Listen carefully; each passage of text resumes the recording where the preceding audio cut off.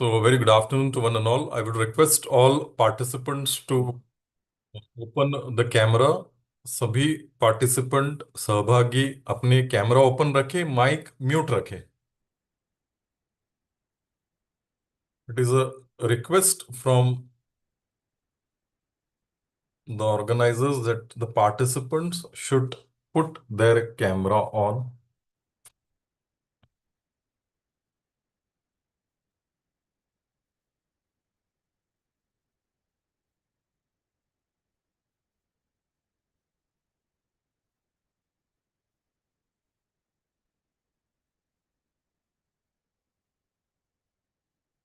Very shortly, we will be joined by our Director, Professor S.S. Patil sir, former director of this Malviya Mission.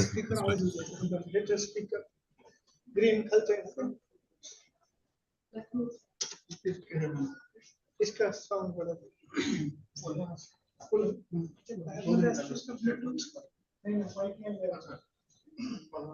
नीचे आता है.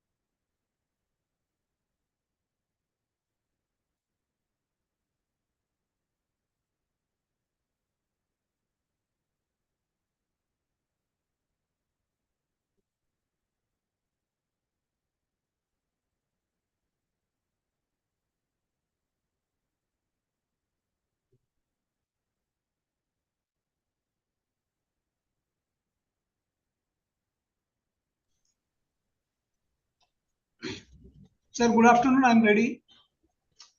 Yes, sir. Thank you. Indeed, it is really an honor and pleasure for all of us to have Honorable Professor Satish Patil sir, former director of this Malviya Mission Teachers Training Center, senior professor, principal of one of the prestigious institute in Chhatrapati Sambhajinagar, oldest institute in Marathwada region, SBES College of Science, Chhatrapati Sambhajinagar. So before going to a formal introduction of the honorable guest, I would request Amol to start the banner and the university song. Amol, can you start the banner? And Yes, the yes, sir.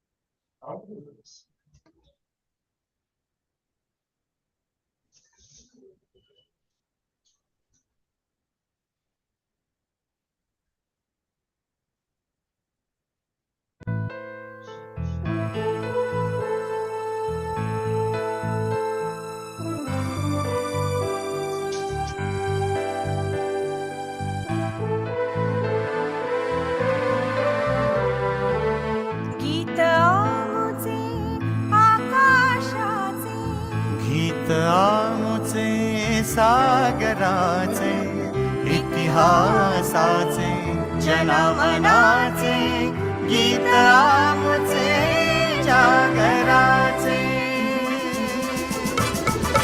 गीत आमुचे आकाशाचे, गीत आमुचे सागराचे,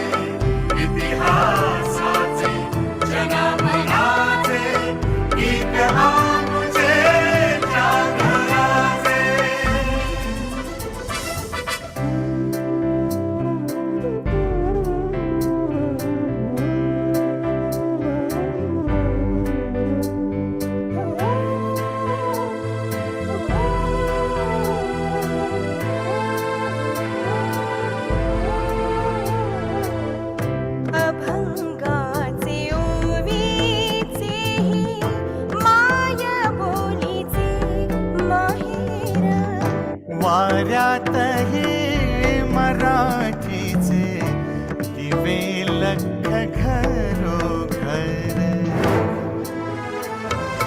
संत महंतांचे विरागी गीत आमुचे कातळाचे इतिहासाचे जनावराचे गीत आमुचे जागराचे.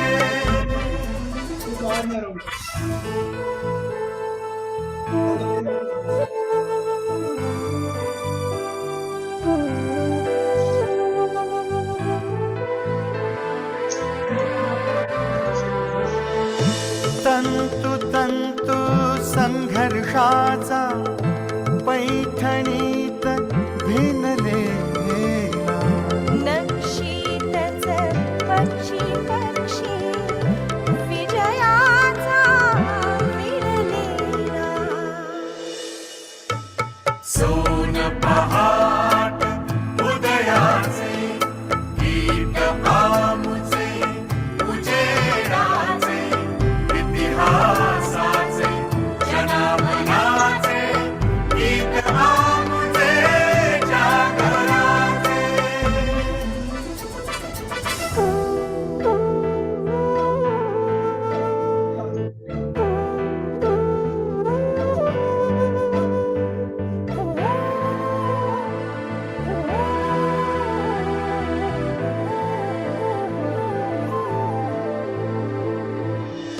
प्रज्ञेचा सूर्य नवा शब्द शब्द उजळून गेला.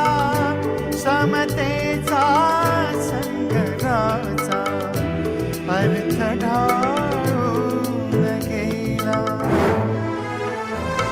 विराट विशाल संस्कृतीचे गीत आमुचे जीवनाचे इतिहासाचे जनावराचे गीत आमुचे जागराचे. गीत आमुचे आकाशाचे गीत आमुचे सागराचे इतिहासाचे जनावराचे गीत आमुचे जागराचे.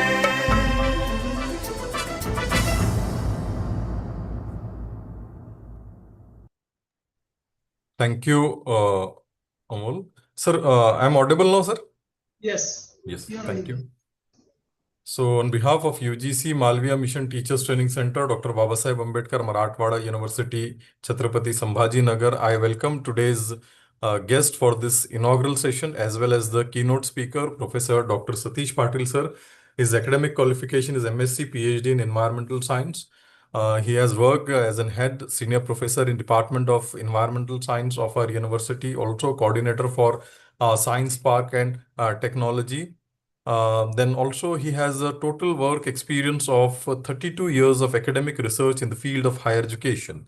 He has been also hold the position of director BCUD of our university way back in the year 2016. Also, he has been working as an assessor of NAC. He has also been in charge officer of academic and planning of our university.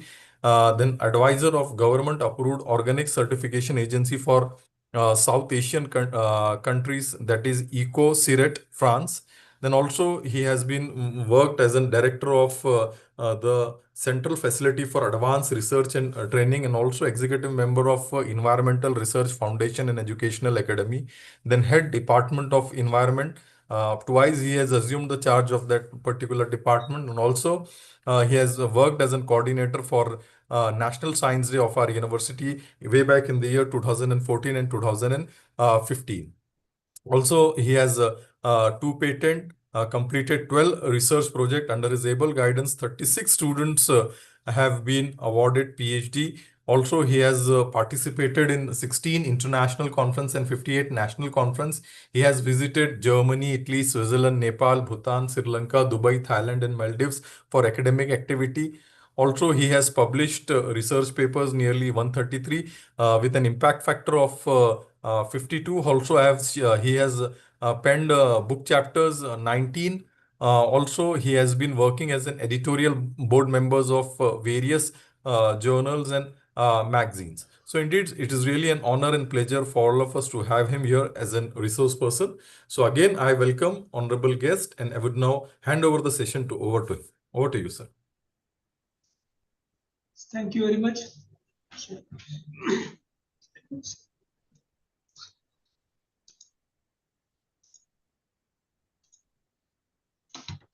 Good afternoon, all of you. The Director of the Academic Staff College, that is MMTTC, my colleague Professor Dhanashri Mahajan ma'am, my colleague Dr. Rafael, and all fellow participants. Today I am going to talk to you and interact with you on the skills that is empowering the future, and most particularly on the background of NEP 2020. What kind of skills can be inculcated into the curriculum?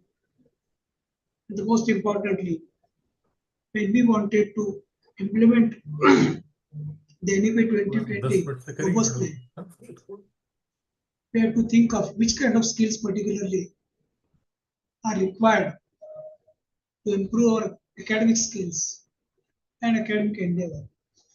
The most important part of is that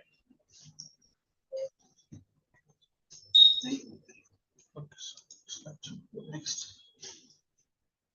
The most important part is that whenever we are talking about the NEP 2020 and the aspects with regard to the policy, one of the important aspect that is the core area, which is the skill development. So when we talk about the higher education and even that to education, right from the Radhakrishnan Commission to the Kothari Commission and then the Kasturirangan Commission. In Radhakrishnan Commission, it was decided that for all that the education to all, those who wanted to educate themselves, learn, that the education should be given, education to all. Then during Kothari Commission, it was told that there should be extension in the education, extension of education. And after 36 years of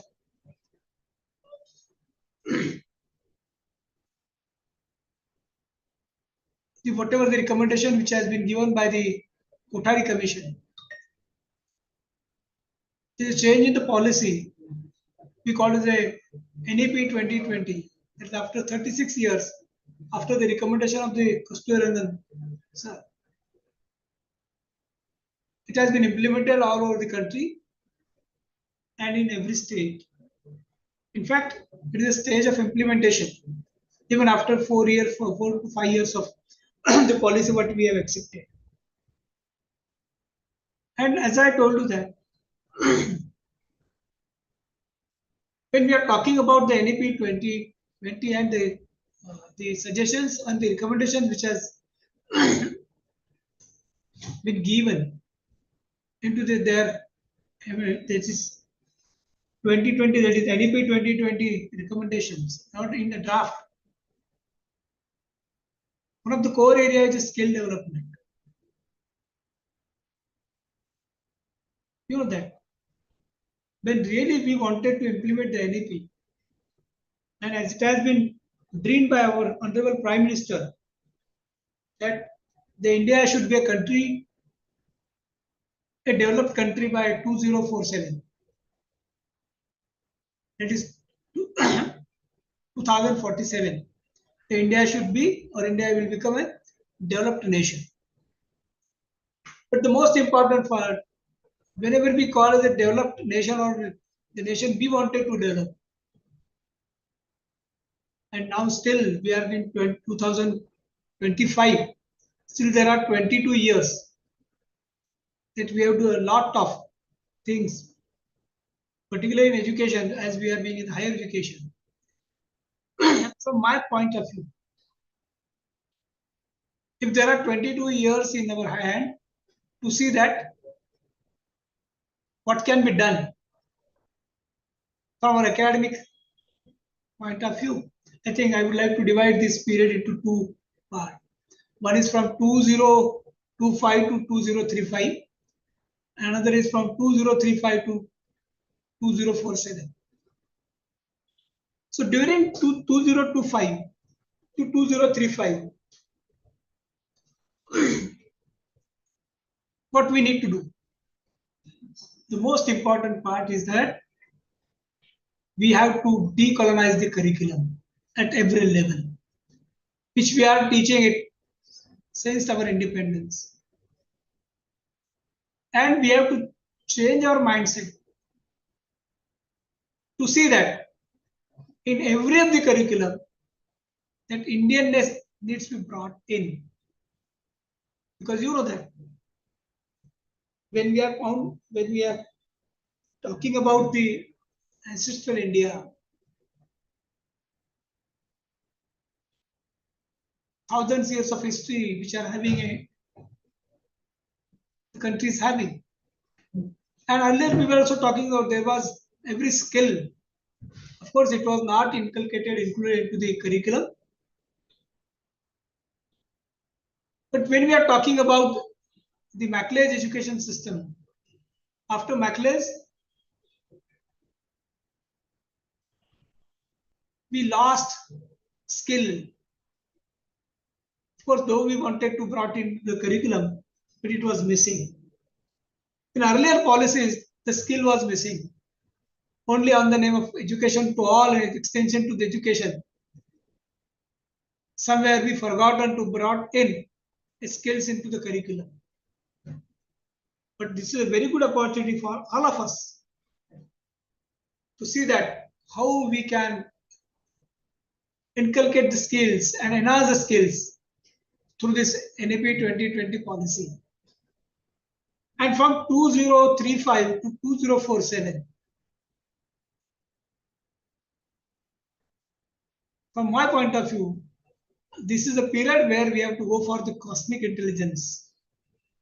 Because though we are found to be today in artificial intelligence, we have to go for the absolute intelligence. We have to go for the absolute intelligence during 2025 to 2035.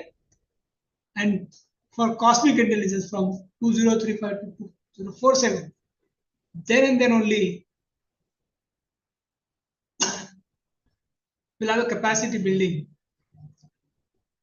So ये period में हमको क्या करना पड़ेगा? व्यक्तित्व को निर्माण करना पड़ेगा. This is a period of character building from 2035 to 2047. And this character building that will come through enhancing the skills in education. That particularly when we are found to be higher education, in higher education. And that is what it is very, very important. As our Prime Minister has dreamed, that to make this country, it is very important that the youth of this country is equally proficient in education as well as skill. So that when it comes to skill, your mantra should be what? What the Prime Minister is seeking, that skilling, reskilling and upskilling. That is very, very important part. First is reskilling. Those who are found to be skilled, they are reskilling. And the most important is upskilling. What the Prime Minister is talking about. Now, so this skilling enables us for the Vikasit Bharat. And this skill enhances the productivity, employability, competitiveness of individual workforce and the economy. That is very, very important part. I think that is to be done for the Vikasit Bharat when we are talking about the Vikasit Bharat by 2047. That is very, very important part that we should not forget. Now, as it has been rightly told by our Prime Minister, that this is Amrita Kal, where we are reaching from 75 to 100 years of independence. There are many windows of opportunities for this Amrut Kal. If you see that the demographic status of our country, more than 62% of the working age population, that is between 15 to 59 years. And see that there are 28 years of mid age Indian population of Japan. For example, for Japan it is 48, for EU it is 44 years. And that is what, though the Indian population is that will be aging by 2047, but it is most important that we have a demographic advantage till 2047, because you know that our average age, more than 70% of the population, that lies between 15 to 59, that to average of 26. That is very, very important part. And that is what, when we see that the working age population in millions with the different countries like USA, Japan, Canada, India, and United States, you'll find that India, where we have at about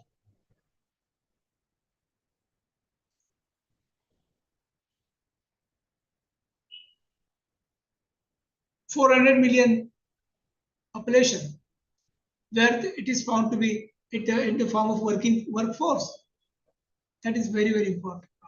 That we should not ignore it, and we should not. 1 minute.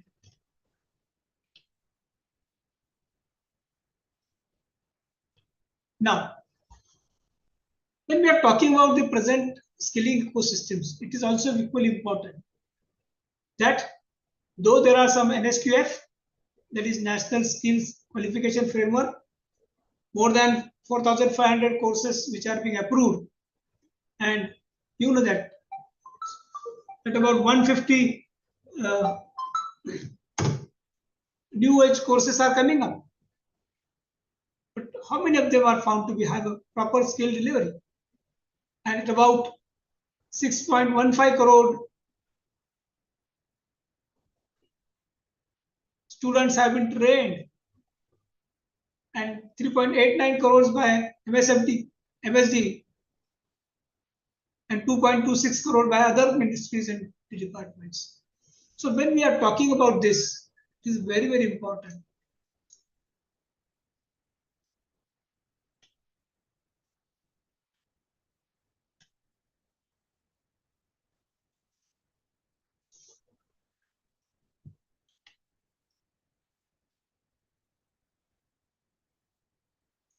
Now there are many sectors,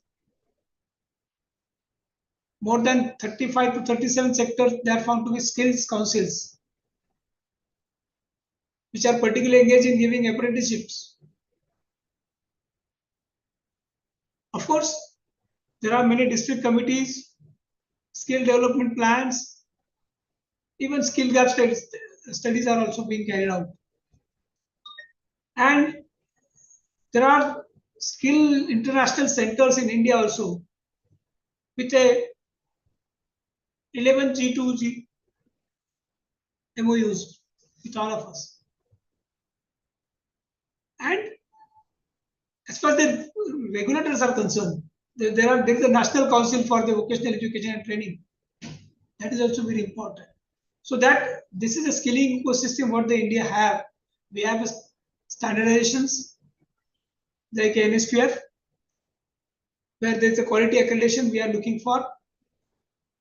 There is a proper skill delivery what we are looking for the country as a whole.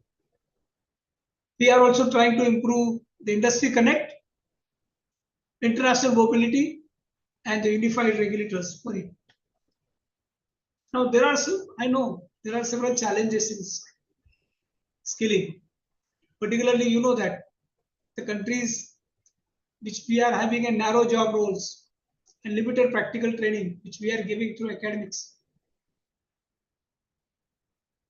So there is also a limited industry participations in academic while designing curriculum, perform the plant trainings, on-job trainings, placements, and supply-based skilling is also very less, very limited, because industrial requirement is something different. We are creating workforce which is having specialized in different way, which do not have a very practical skills.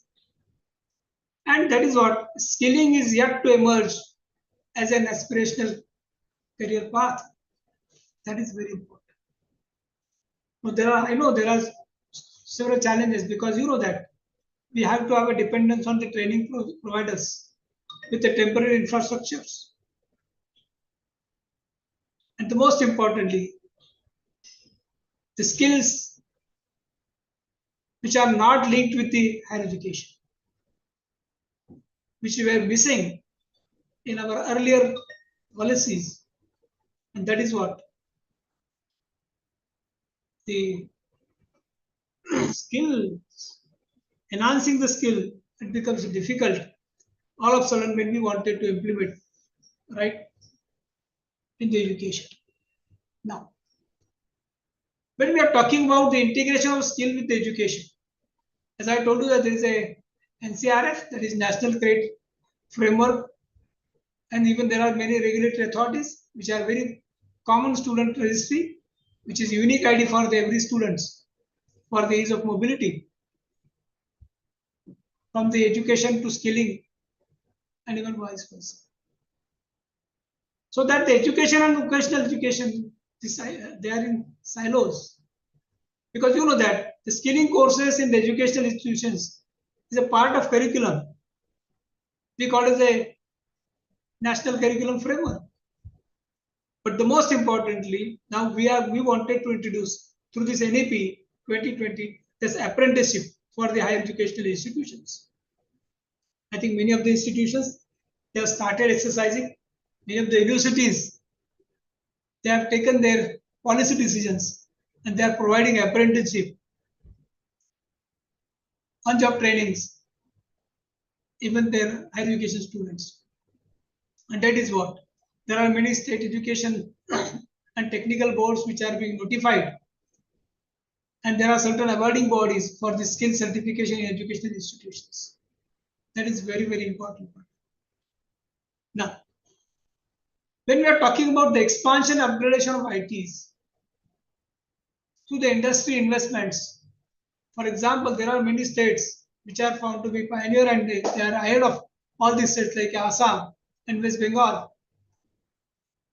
There are industry investments and they have industrial partnerships more than the other states. And you know that when we wanted to have the academics for training of trainers and assessor to set up, it is very, very important. Now, there are so many skilling centers, but these skilling centers with the residential facilities for a greater inclusion is very necessary. And every state is mind state that we should provide such kind of facilities to the trainers, because you know that there are many skill hubs and even job fairs which are being provided, and these skill hubs in education institutions, and they should be in the industry premises. That is very, very important, because now when we wanted to design the curriculum, now we have started inviting the industry peoples, and we are thinking of how to brought in industry skills into the curriculum to see that our employment ratio that needs to be enhanced, that is to be enhanced. And that is what every institution have started brainstorming. They are trying to involve every stakeholders, including industrialists and professional experts, to frame up the curriculum. Now, skilling for the marginalized sections is very important, because you know that, for example, a traditional art and craft, which is also a renowned, recognized and old skills what the India is having. For example, let us take an example of the skills from the Rajasthan, Uttar Pradesh, Bihar. Though these skills have not been brought into the curriculum framework, but there are many lower learners, that is uh, lower learning classes, which have got the skills, and that is what there should be tailored training for the Divyangas. That they have a special skills, special abilities, special ITIs among the humans and tribals, which has been experienced in Assam. And now, though we are in the new age technology, the skilling in this new age technology for the traditional art and craft, for the jacquard weaving, in particularly in the states of Tamil Nadu, which has been started. And now we are also talking about the AR, VR, application of AR and VR, particularly based on the skill training. Now, here, the most important part is that we have started designing the courses in regional languages. In regional languages, that is very, very important. But as it has been rightly pointed out in the NEP policy, that every course should be designed and translated into local languages.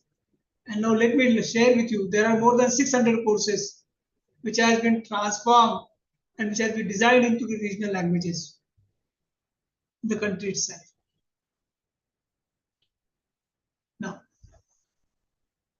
in this policy, there should be greater emphasis which has been given on the counseling, because that in higher education particularly,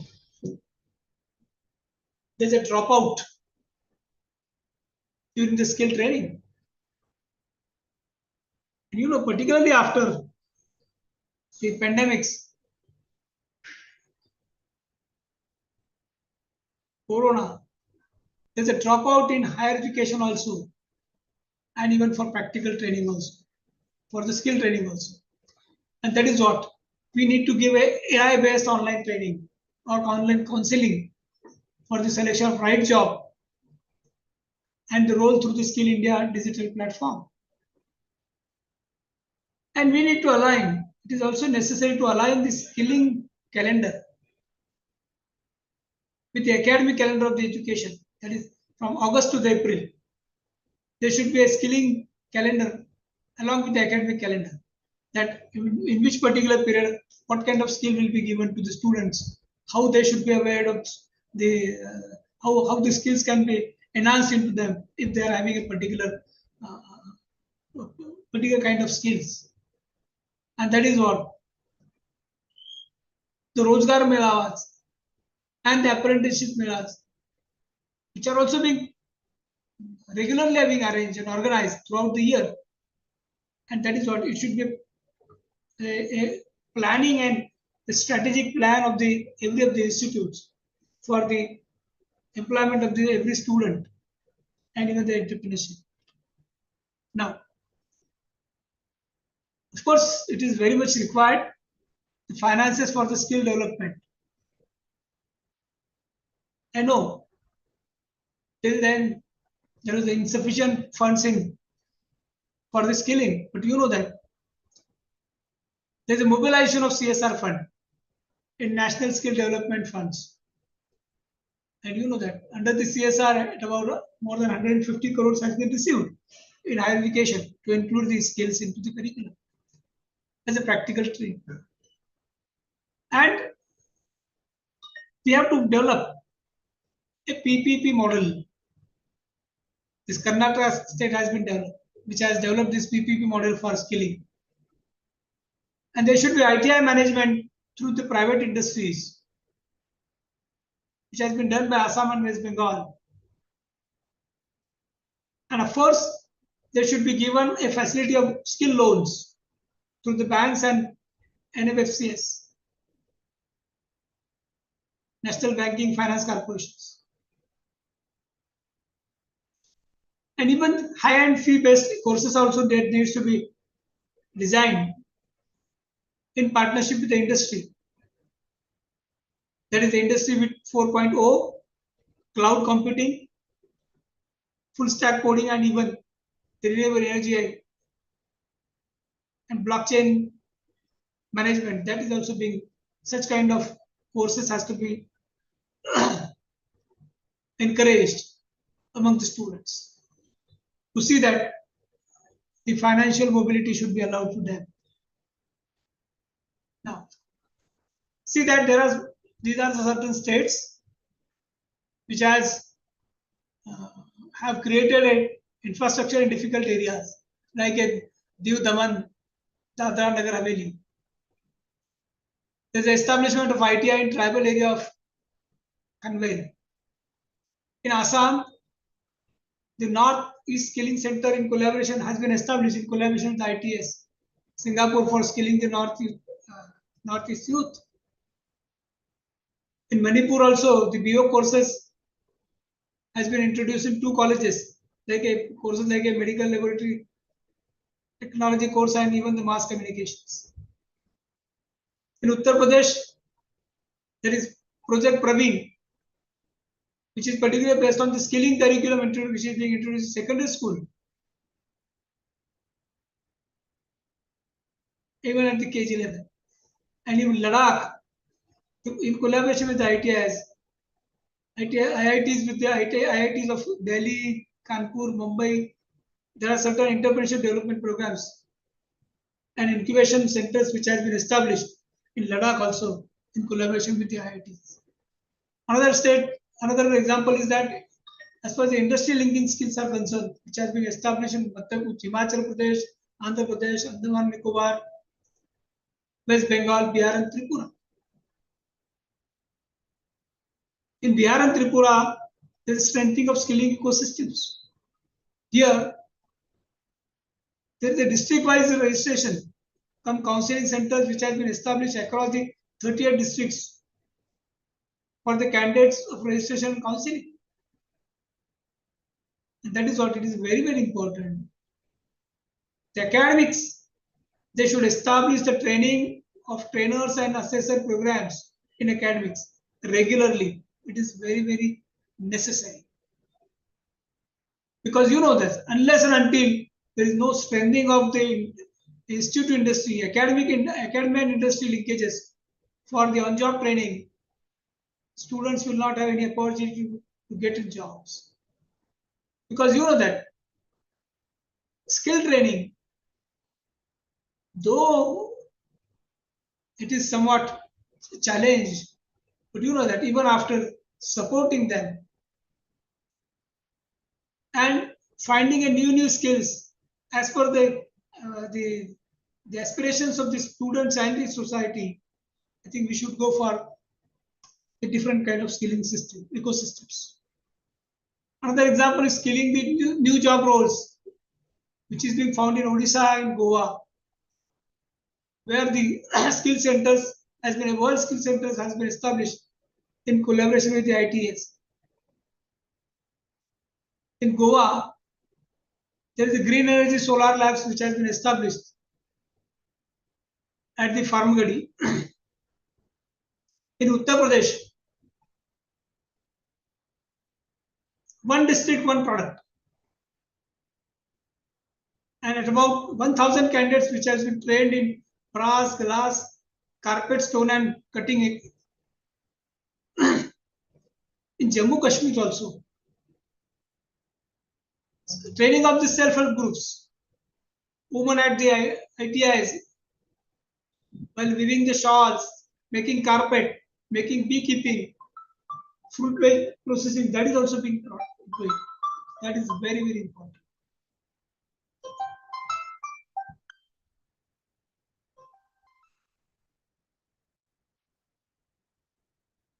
Lecture में थोड़ा बोलते हैं.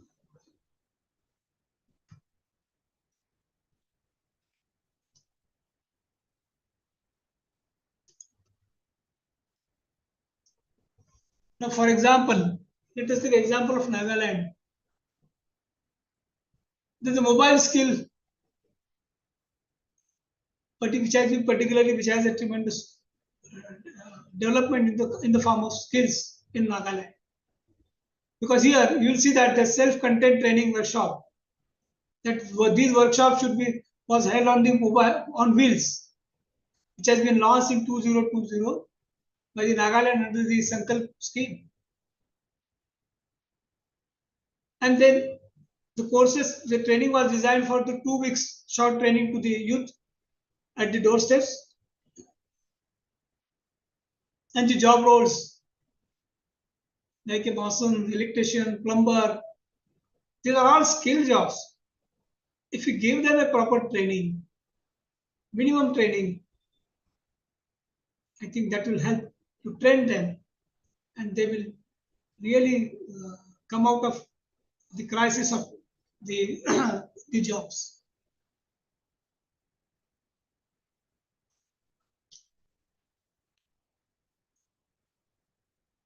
So this is, for example, the scaling of industry collaborations. It is true, and it is a fact that there is limited industry participation in academic programs, but we can have a different programs which has been expected in the NEP, that we have a dual system of training. That is, for example, theory classes and ITIs and practical training in industry. That is we call as a APED, apprenticeship embedded training programs, degree programs.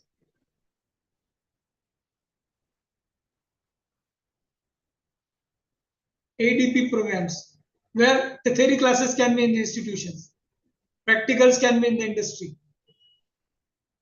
and we should have MOUs, particularly for the tailored courses which are being designed and implemented by the industry. And you know that if we sign such kind of MOUs with the industry, there is every possibility that the industry may provide them a practical training to students, and which will increase their job opportunities in that industry itself, even like other industries also. Now,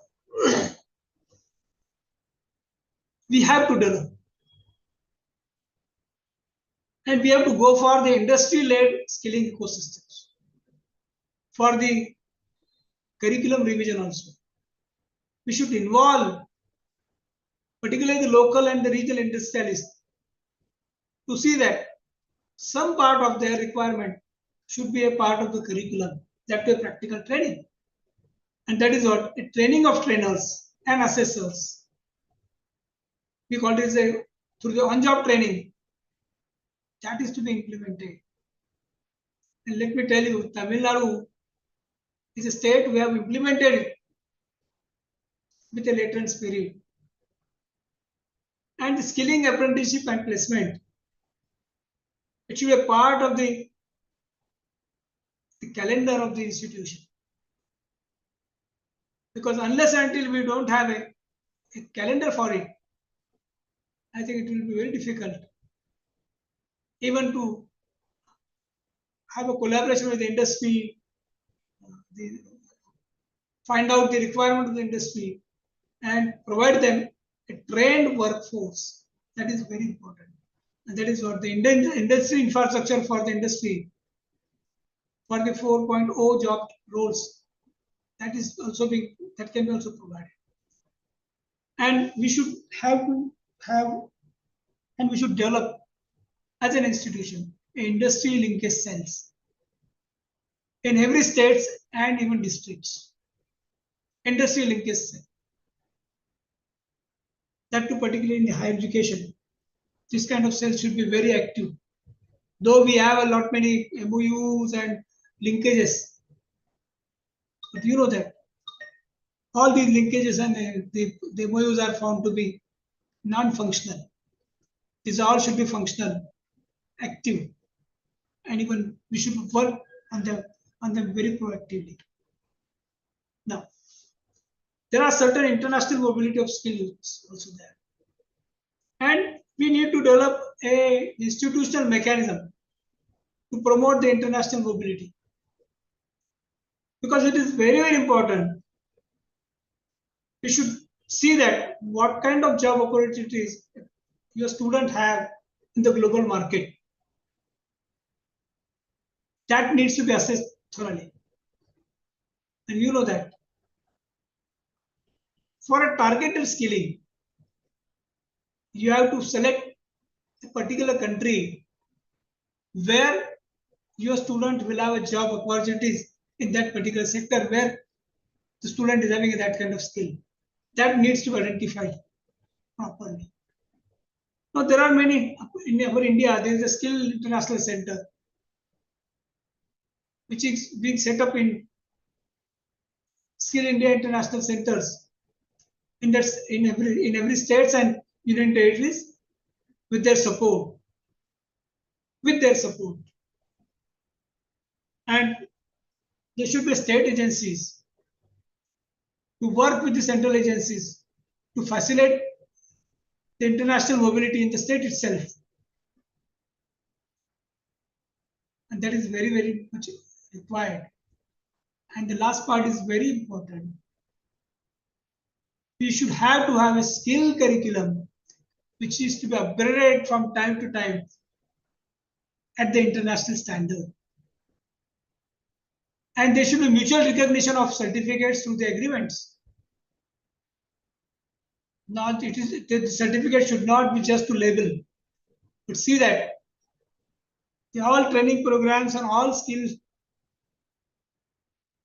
programs that is to be designed with the international standards so that there should be more acceptance in the global platform for our students.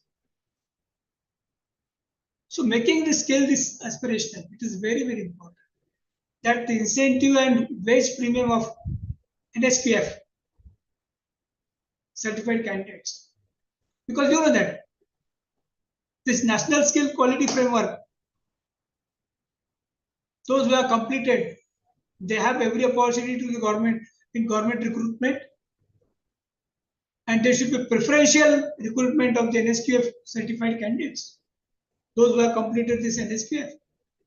Of course, there should be joint certificate programs which should be given with the collaboration with the industries to encourage the NSQF as a hiring criteria.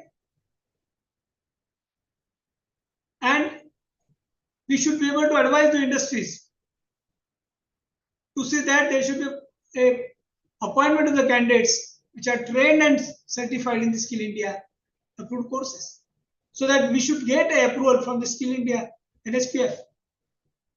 We should design the courses in such a way that after getting approval from them,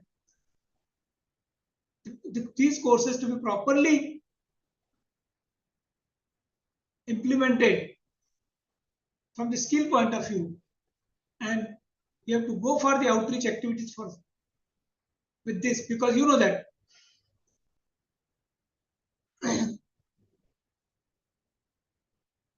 skilled students should be get a degree accordingly on single day National Skill Day, what we call as 17th September, the National Vishwakarma Divas, that is we call it National Skill Day. Those who are found to be NSPF and with the in collaboration with the industries, such students should be recognized and they should be given a certificate on this National Skill Day, that is 17th September every year. Now, it is very important that we should go for Udyoga PPP model, public-private partnership model, which has been practiced in Karnataka. And this PPP, which has been launched in 2021 in partnership with the 17 industries, which is being led by the Tata Technologies. If you see that the countries like Finland, Poland, where the skills are being recognized, necessarily may not be in the form of theoretical part of curriculum, but the practical skills, solving the problems. And upgradation of the infrastructure and the labs in ITIs particularly, which is very much required to serve as a hub for the technical institutions. There are about 1,500 technical institutions in the country. And even in the Karnataka, there are so many technical institutions.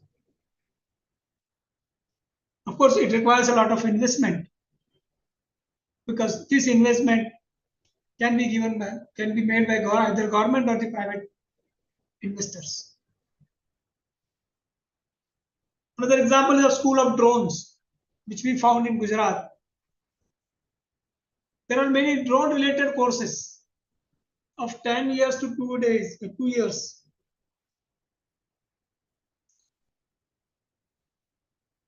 And there are authorized remote pilot training organizations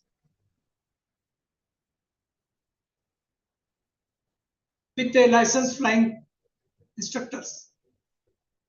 This is also skill, practical skills. And there are many drone pilots which have been trained. And even there are remote pilot licenses which are also being issued. So such kind of skills also can be a part of curriculum. We can have a collaboration tie-up with the skill enabler.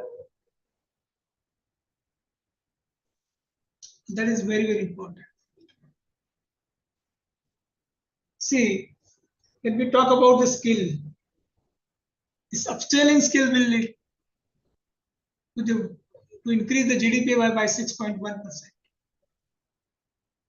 Because you see that the GDP of India with the other countries, you will find that after China and USA, India is leading. Because you know that the economies with the biggest gains are those in which the skill gaps are larger. And the potential is greatest to improve the productivity and the skills. Documentation aligned with the new technology. And that is what the upscaling for the shared property is very, very, very important. That is what this upscaling through the education, through proper training, through implants, improving the job opportunity, jobs in industries. This will certainly help to improve the GDP by 6.1 in 2030. Now, this is India's national education policy that we all know, which particularly focuses on what?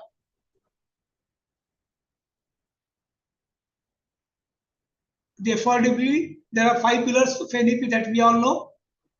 Affordability, accessibility, quality, equality, and accountability to ensure the continuous learning process. And that is what the NEP focuses on, the student centricity. That is the main part.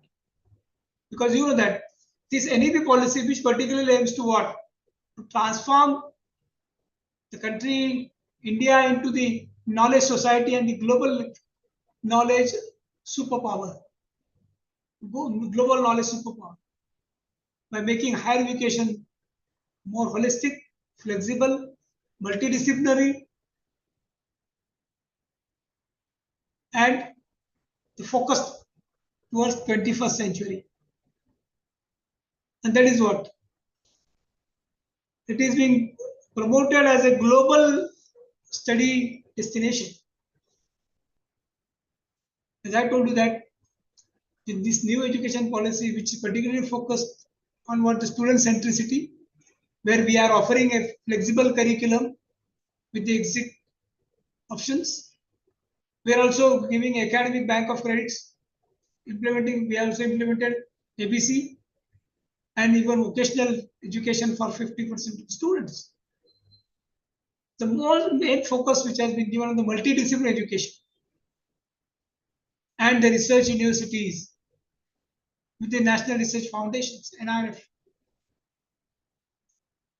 The most important part of the education policy is that there is a equality and inclusion which has been given a main focus.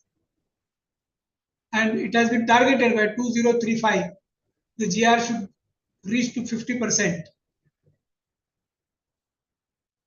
supports to sustainable development goals.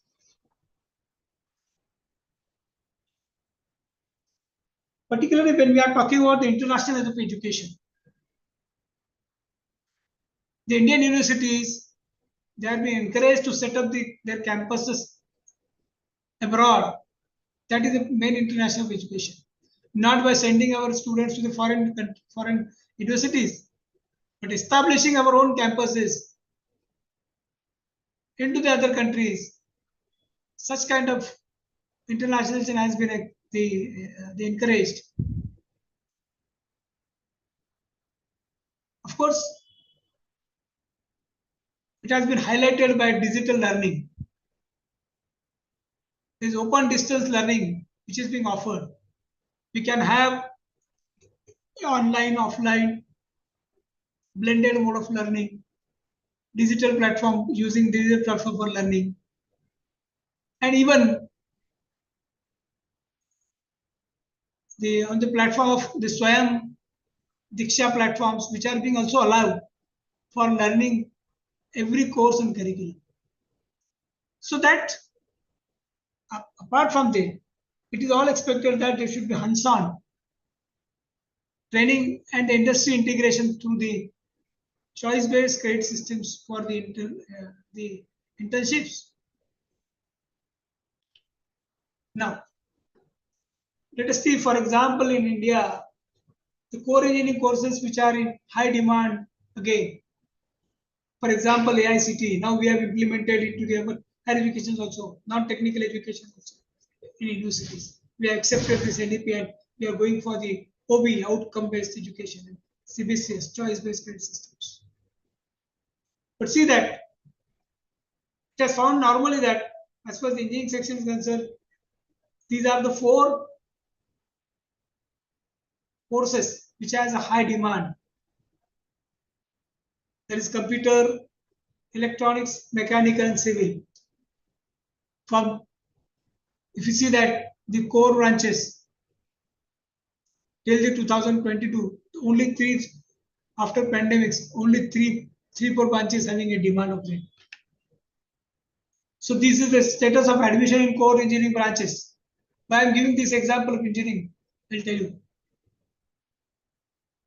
So this is the status of admission into engineering branches. The most important is that the declining enrollment in engineering colleges.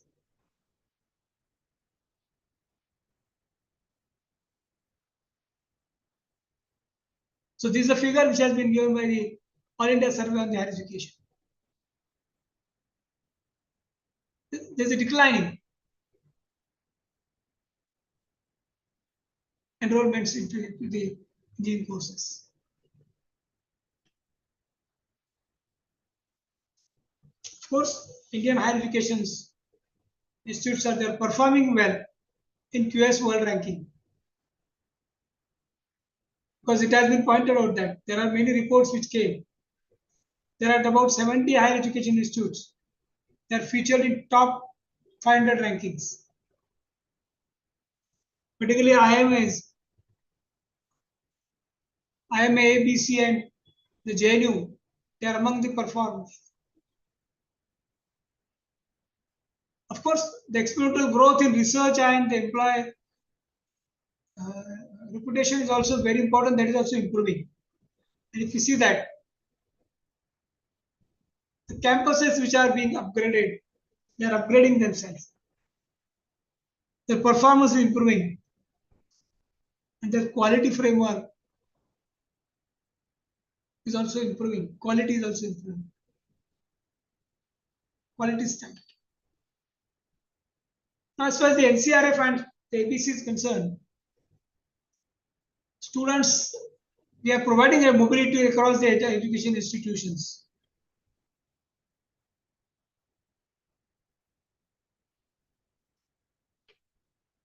For example,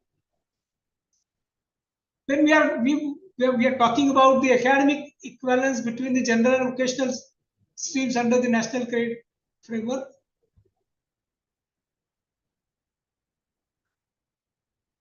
this is a scheme of study of one stream which are considered to be equivalent to the another stream.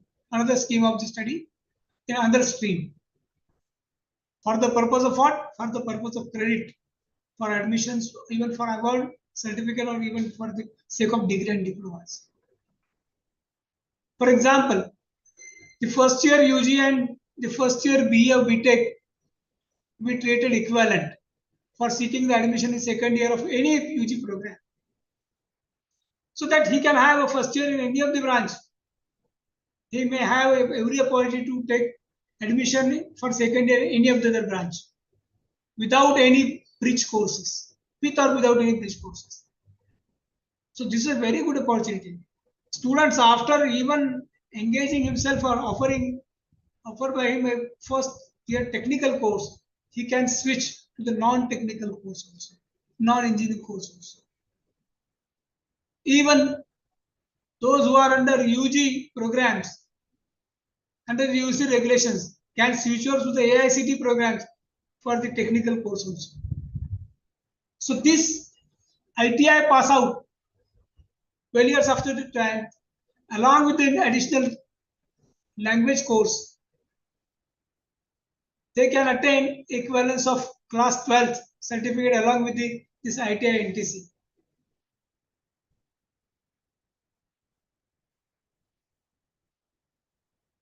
So of course, equivalence is possible only within the same assessment band.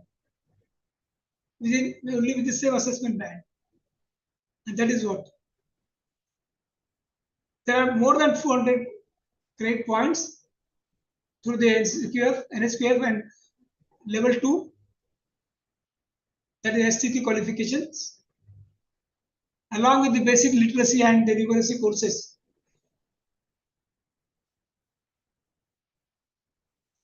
Which has an equivalence of 8 certificate in addition to the NCVT skill certificates.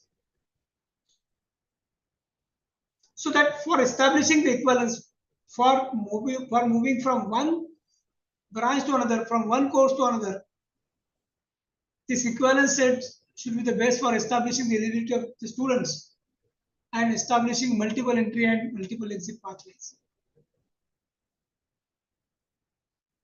So equivalence may be applicable to the various programs of the study, including those who are being implemented within the school education, higher education, both general as well as technical, and even vocational education also, which is a very good opportunity for studying.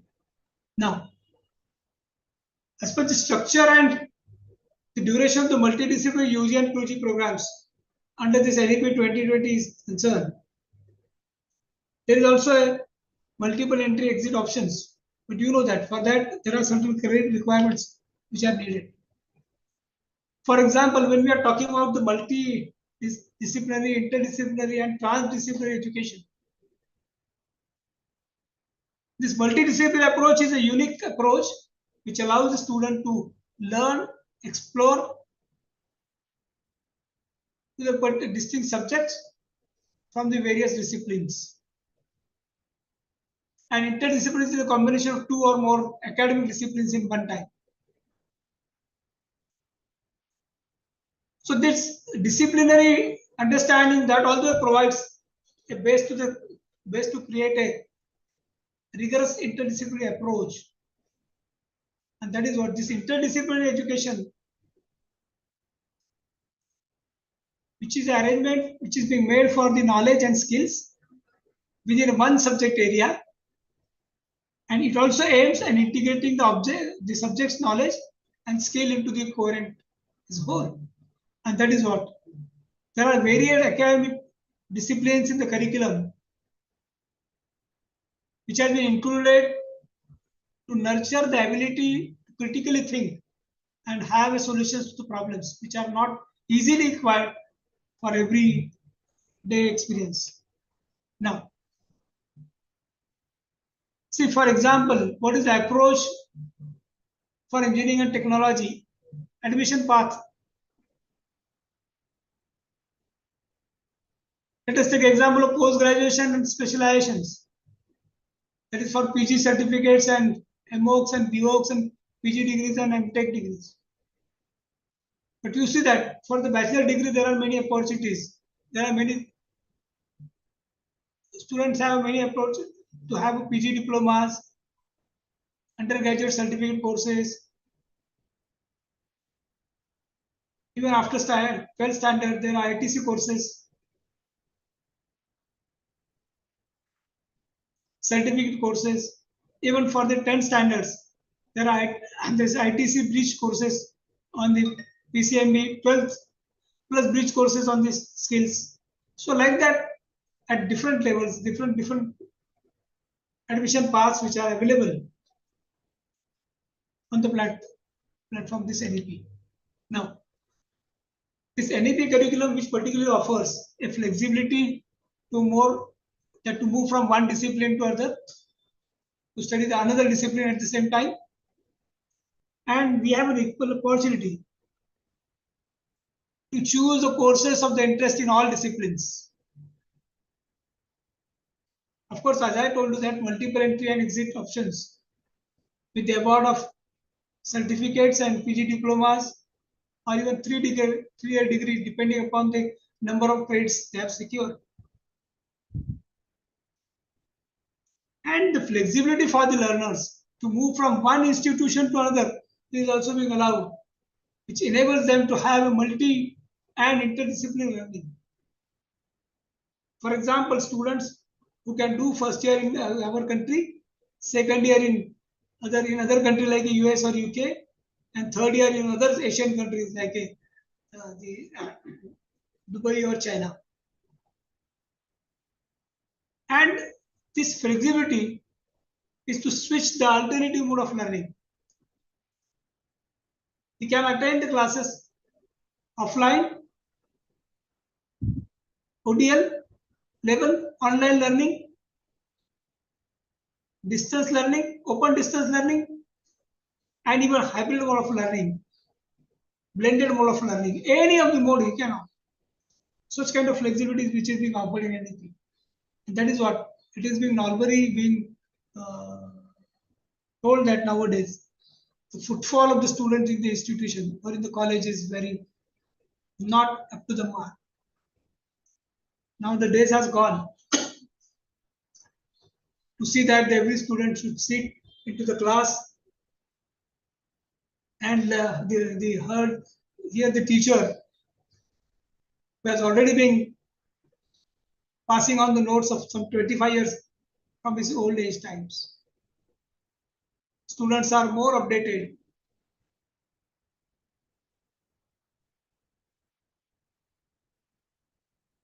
Than us. That is what we can opt any mode where the student is found to be very comfortable.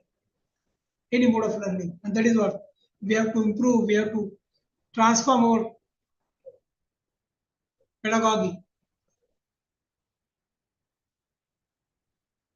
from the classroom learning to the experimental learning and problem solving.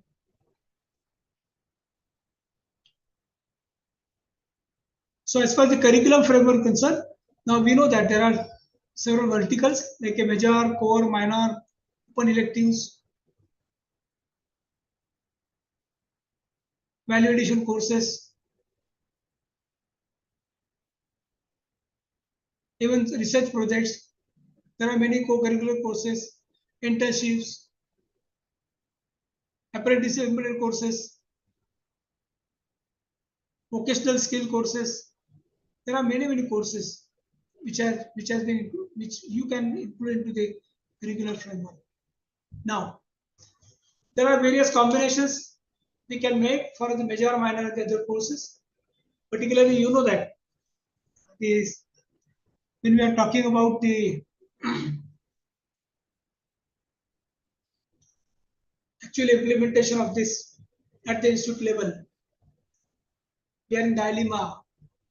We have a little bit confusion among the students also, that which courses that we normally should select and for which courses we should go.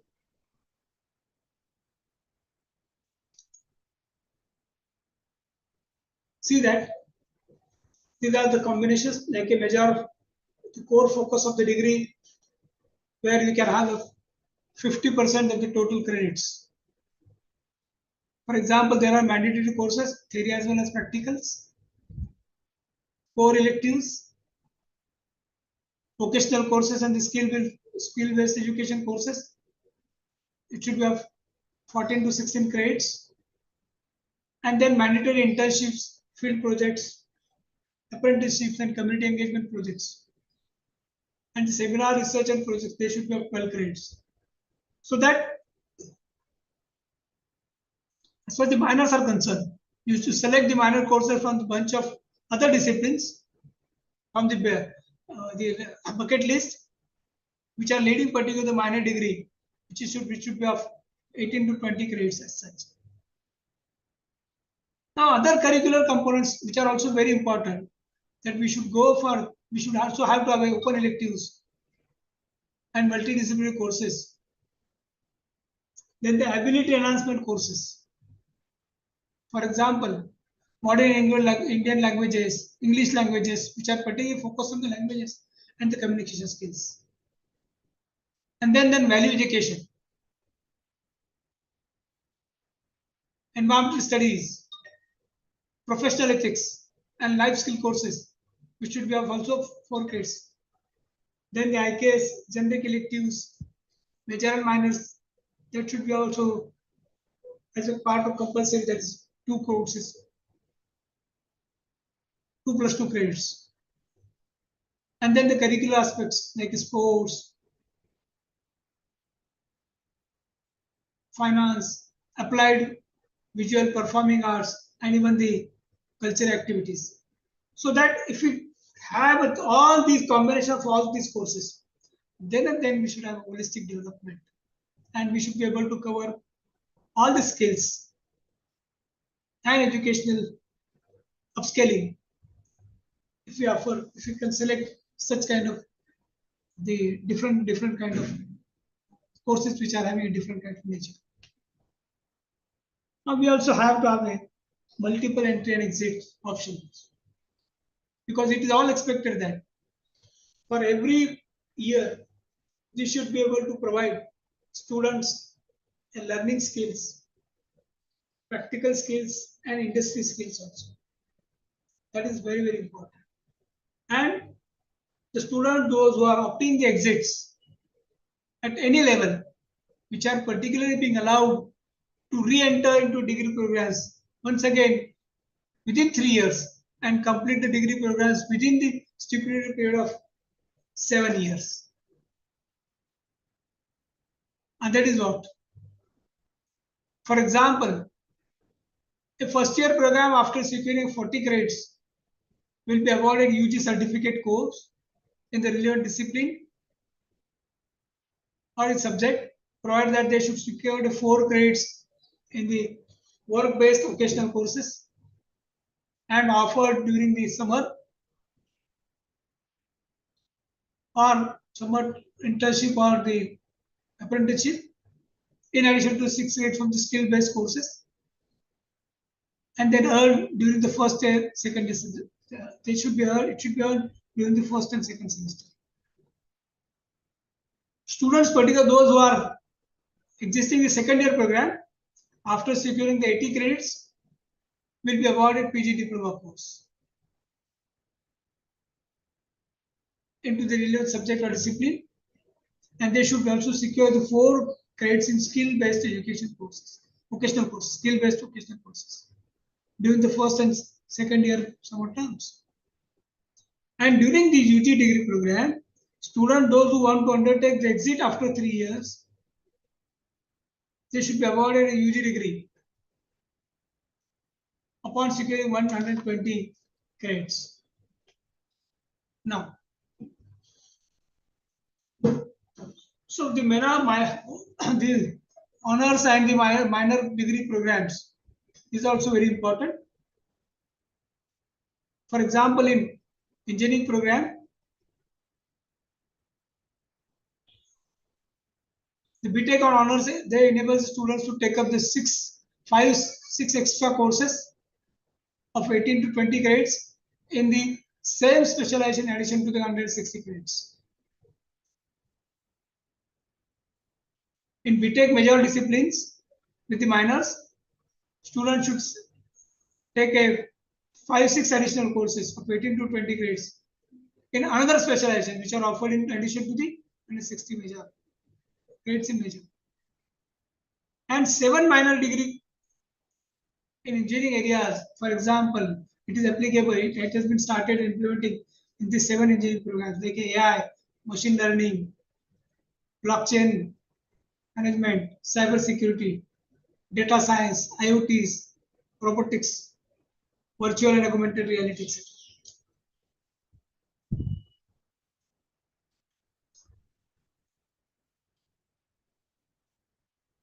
See, there are also many engineering programs which are being offered, which are the multidisciplinary courses.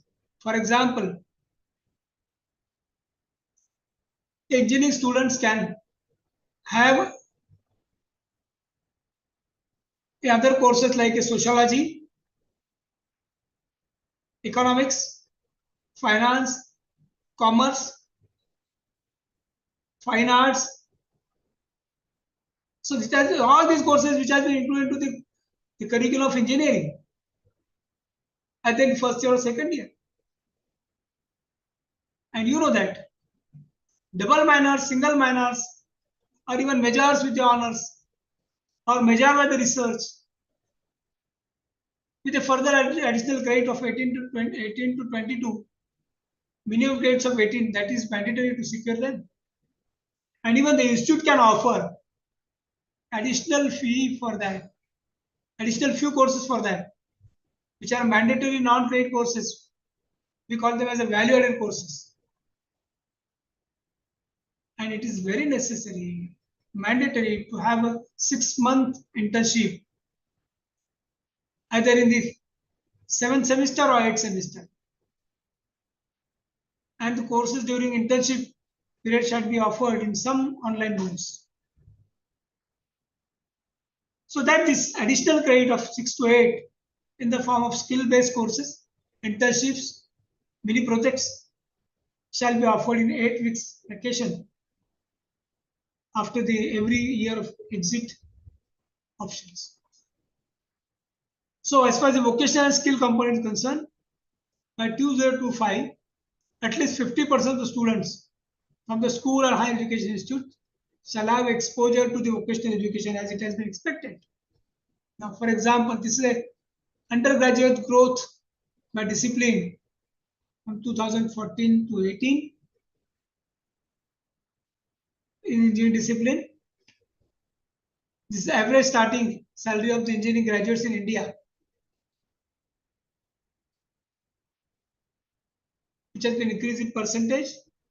Of course, from 17 to 16, 17 to 2021, the growth is there. There is an increase in percent salary. But you know that the most important is that when we really wanted to upscale the students, we have to go for the skill development framework. So that this NEP 20 is providing us a comprehensive framework for skill development and vocational and educational internships and apprenticeship. So this policy, which particularly focuses on what? Emphasizes on what? Fostering entrepreneurial skills and creative thinking. That is very, very important part that we should not ignore it.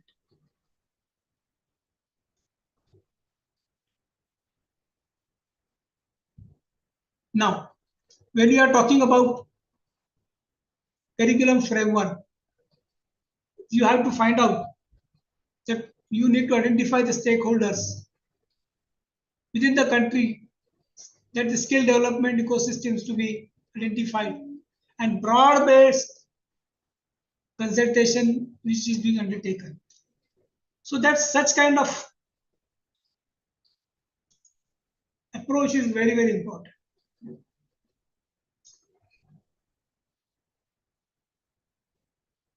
Can we include the relevant ministries, department of government and agencies, and other related professional bodies into it?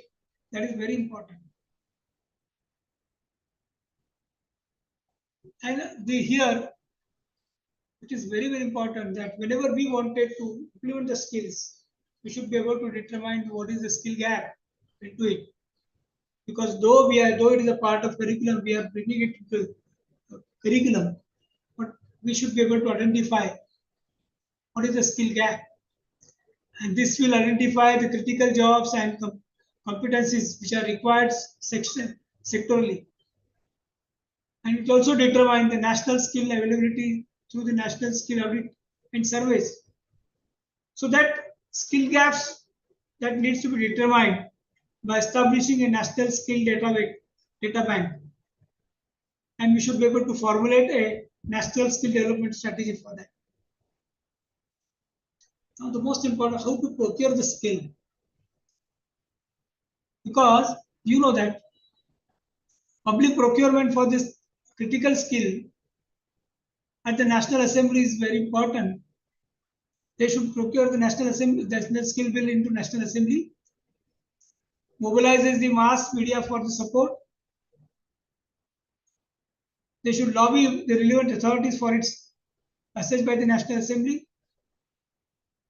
And once the implementation framework is being framed, these bills, they set out the capital value of the projects to be backed with the skill development components. So that it is very, very important that how to go for the skill development programs. Now, the most important part, which has been highlighted to NEP 2018, that's the curriculum integration. This curriculum under NEP 2020, this integrates the skill-based learning across all levels of education. And it particularly focuses on the nurturing skills such as the communication, problem solving, digital literacy, to prepare the students for the modern workforce. The most important part, whenever we would like to inculcate any skill program into the curriculum, we should have to have empowerment, that way teacher empowerment, with the necessary training and the resources to facilitate the skill-based education. And there should be a shift from the traditional teaching methods to the interactive and experimental learning. Interactive and experimental learning should be there from traditional teaching. That is, we have to change our teaching pedagogy. And for that, we should empower this teacher. Teachers' empowerment is very, very important in implementing the skill courses and even include the skill into the curriculum. Very, very important. We should have to have industry partnerships, because you know that though this policy encourages the collaboration between the educational institutions and industries, with the real-time exposure to the students and the practical experience, this collaboration fosters the development of the industry-relevant skills, which particularly helps in enhancing the employability. And these partnerships should be on the platform of required workforce to the industry, help for designing the product, finding a proper and appropriate technologies during designing, processing, and even during process and the reduction of in the use of consumables, which are very much required for the industry. If such kind of brain partnership has been developed, then only this partnership will be useful and beneficial. Otherwise, it should not be on one side. So that your students will get a apprenticeship, internship, on-job training, depending upon how strong your partnership with your institutes, with the industry. That is very, very important. Or this policy advocates a shift towards the competency-based assessment. Competency-based assessment to evaluate students' skill proficiency. And particularly it emphasizes on the assessing not just theoretical knowledge, but also the practical application of skills. There is, in our country, we don't assess practically students on the basis of their skills. Even practicals are also looking to a theoretical approach, with a theoretical approach. So global competitors is the core part of the policy, which particularly enhances India's global competitiveness by nurturing a skilled workforce which are capable of meeting the demand of 21st century. Though, as we wanted to be a trillion economy, it focuses on the global perspectives and cross-sectoral competencies. Then it will become a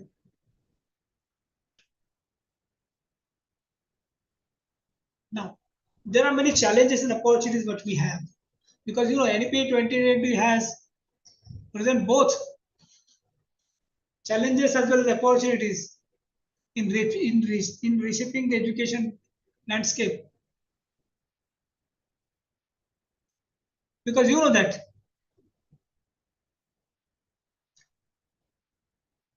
the infrastructure gaps in any of the institutions, ensuring teachers' readiness, fostering the industry partnerships, which are the key challenges even today. Because till today, our institutions only were engaged in framing their own curriculums for giving the degrees, that too without any industrial linkages, without any skill inclusions. And that is what this higher education has given us degrees, many, many degrees, but have not given any kind of practical skills. So that the policy opens door for the innovative pedagogical approaches to enhance students' outcomes. That is very important. Now today we are talking about the outcome-based education.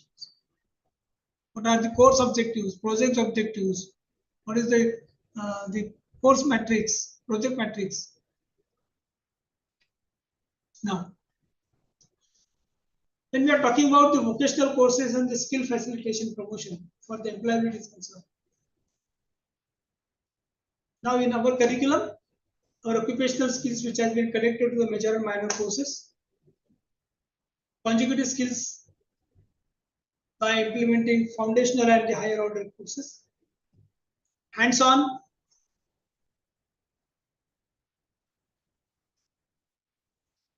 while adopting and the adaptability to enhance changing the technology skills and readiness for the jobs in future.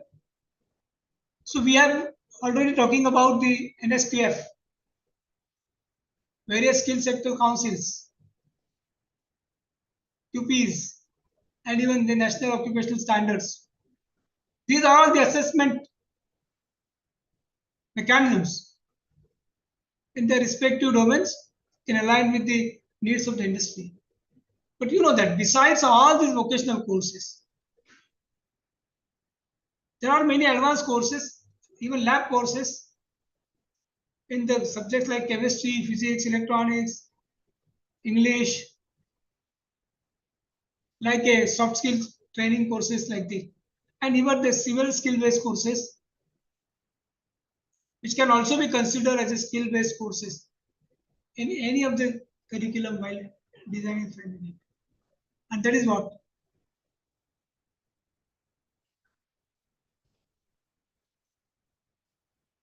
a blended learning and vocational education and training which is being encouraged and skilling the students.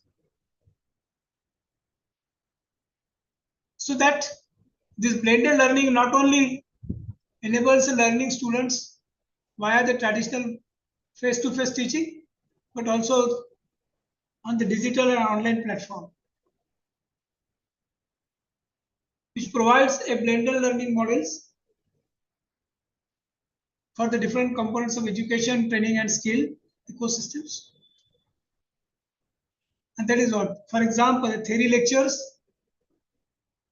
and conceptual knowledge, which can be also given. Soft skill, life skill, employability skills can be given through mentorships by showing certain demonstrations. We can also teach them, and also very important, the practical skills and the lab work, assigning the practical skill lab work, you can assess them.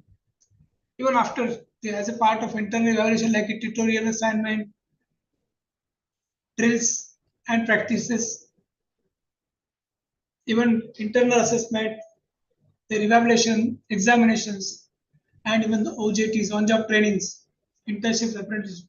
So like that, on different modes, you can assess the students.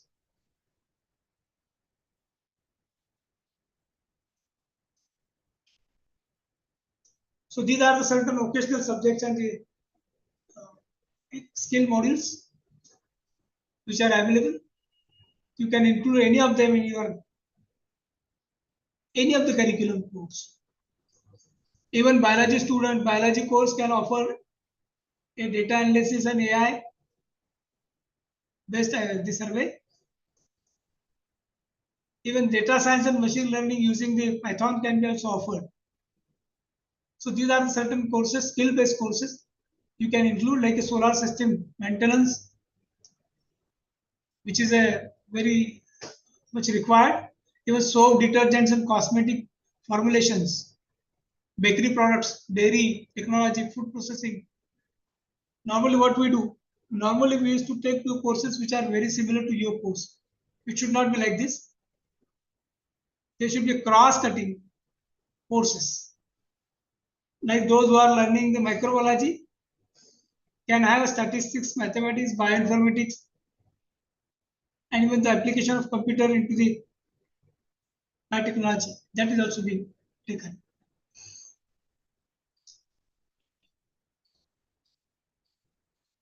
So this, when we are talking about the Vision 2020, that is of vocational education training.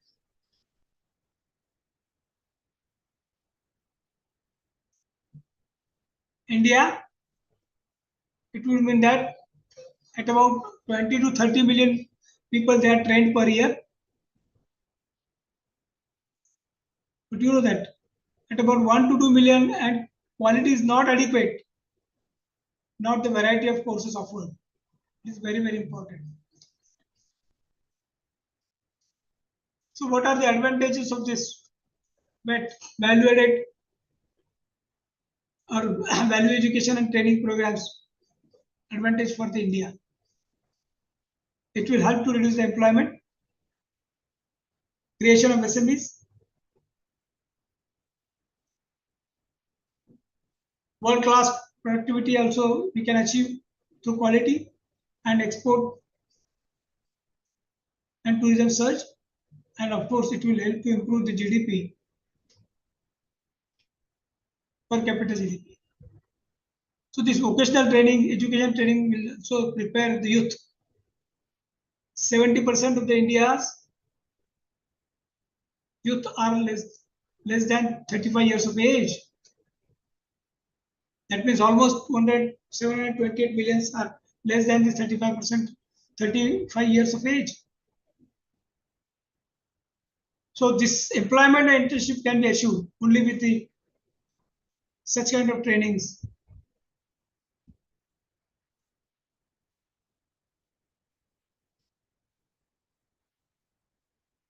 See, by having a vocational training program, education training programs, and entrepreneurship skill development,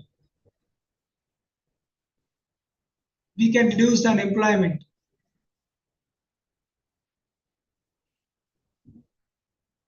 So most of them, why they have not been able to do it, because most of them they have some sort of loss, some sort of competencies, skills, and even vocational education training. Now, how to assessment of the skill? Assessment of skill component is there. so that the skill component of the courses will be generally assessed by respective skills, sector skill councils. They should be certified assessors in skill assessment matrix for the vocational advancement of the youth.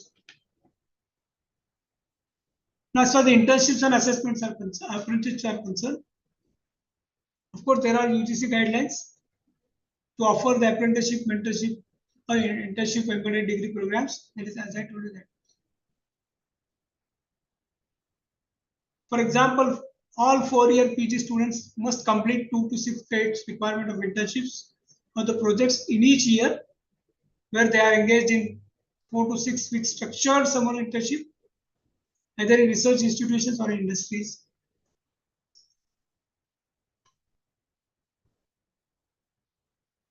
This apprenticeship and mentorship, as offered by AICT, can also be done with the ambit of the National Apprenticeship Training Schemes and the Bureau of Apprenticeship Training under the Ministry of Education. We should also have to have MOU with the industry associations,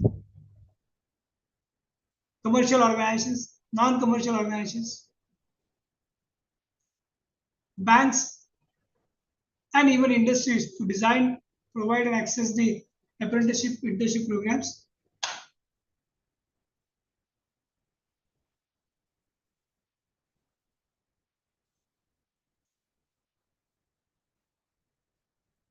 All these internships are also seen to be a stepping stone to the working world. There are certain regulations, perspectives of higher education institutions, and even the industrial, the prerogative. Because you know that as it has been, this NEP 2020, which has been implemented by the different educational agencies like UGC, AICT, NEP, Outlook, this UGC directs the higher education to design internship programs in consultation with the ministries, AICT, FICCI, CII, and now it is mandatory to have a training and placement cell in all higher education institutes, approved colleges headed by the training and placement coordinator.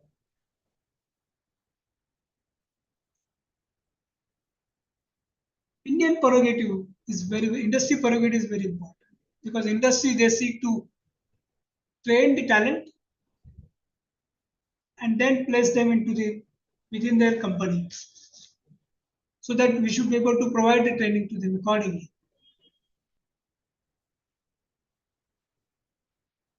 What students they normally used to take away from these industries,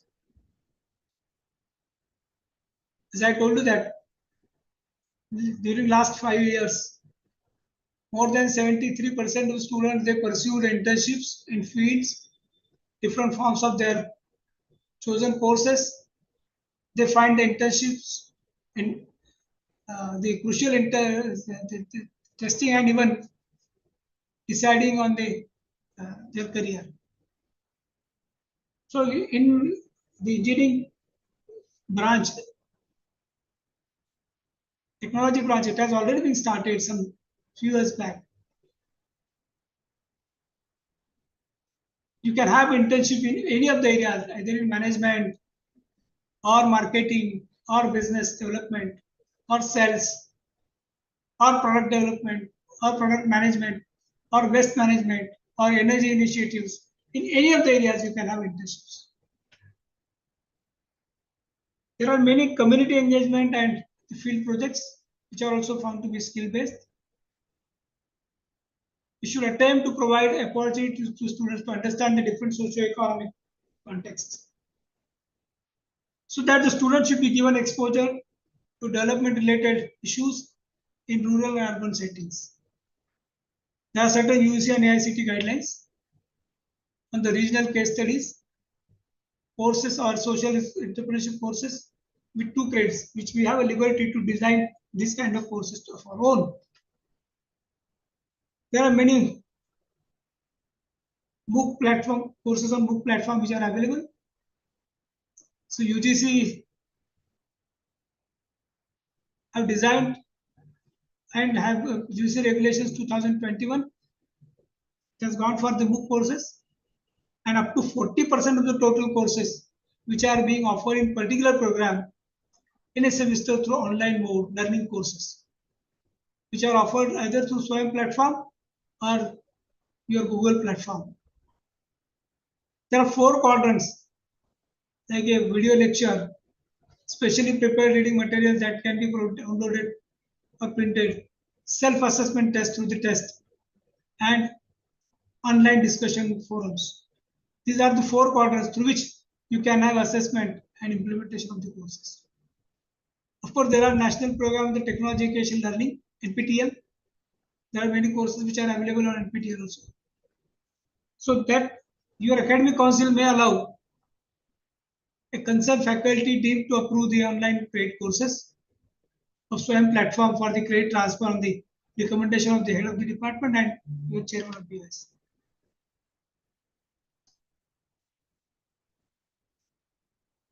The internal assessment, which is based on the instrument, such as a discussion forum, quizzes, assignments, and even sessional examinations.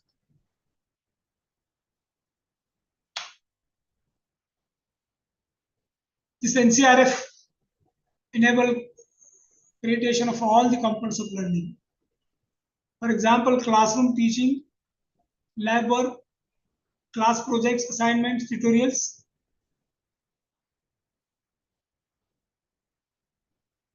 Which is also one component of learning.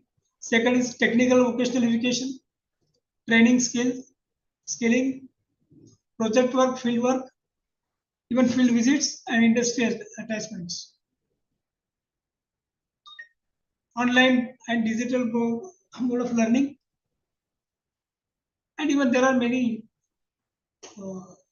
learning you can offer with the through the internships, apprenticeship, experimental learning, on-job training. Of course, evaluation may be either through examinations, class tests, quiz, assessments. Even you can have assessment with the activities like sports and games. For example, for the national and international achievers and the social work community. Social work and the community work, that is outreach. Contribution to the adult education. That is very, very important. Such kind of skills that we should, such kind of component we should include in teaching learning process. So there are some degree programs where the students are enrolled with an Indian higher education may undertake the program of study partly in India and partly in other countries as per the UC regulations in foreign education institutes. So the degree under the twinning arrangement that should be also given solely by the Indian higher education institutes. So idea behind this twinning program is holistic development of the learners with the help of cultural exchange and the social cohesion. I think with this, we have completed the discussion of enhancing the skill through the NEP 2020. If you have any questions, queries, you feel free to ask me. After a break of 5 to 10 minutes, again we will go for the another aspects, that is evaluation as per the NEP 2020. What is to be needed? Thank you.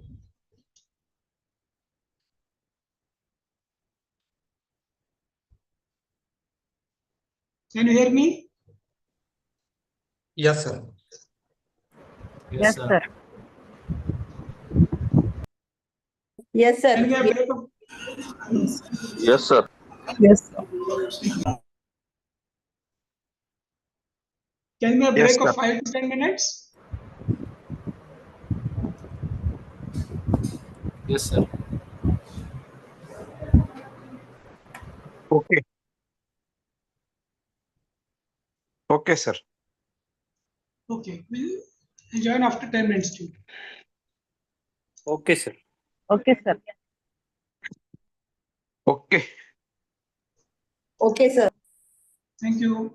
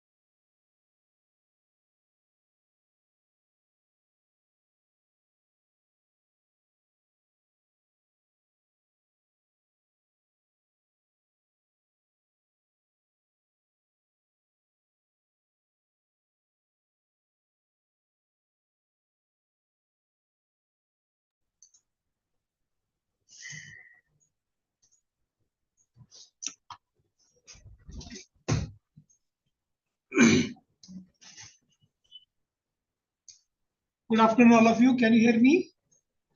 Yes, sir. Yes, sir. We can hear you. Thank you. Shall we start? Yes, sir. Yes, sir. Yes, sir. The Yes, aspect, sir. what I would like to discuss with you is that how we can have the impact of Sir, NEP sound में political problem higher है. education system. Hello.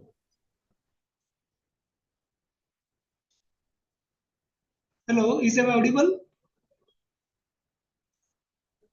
Yes, Yes, sir. Can you see the screen?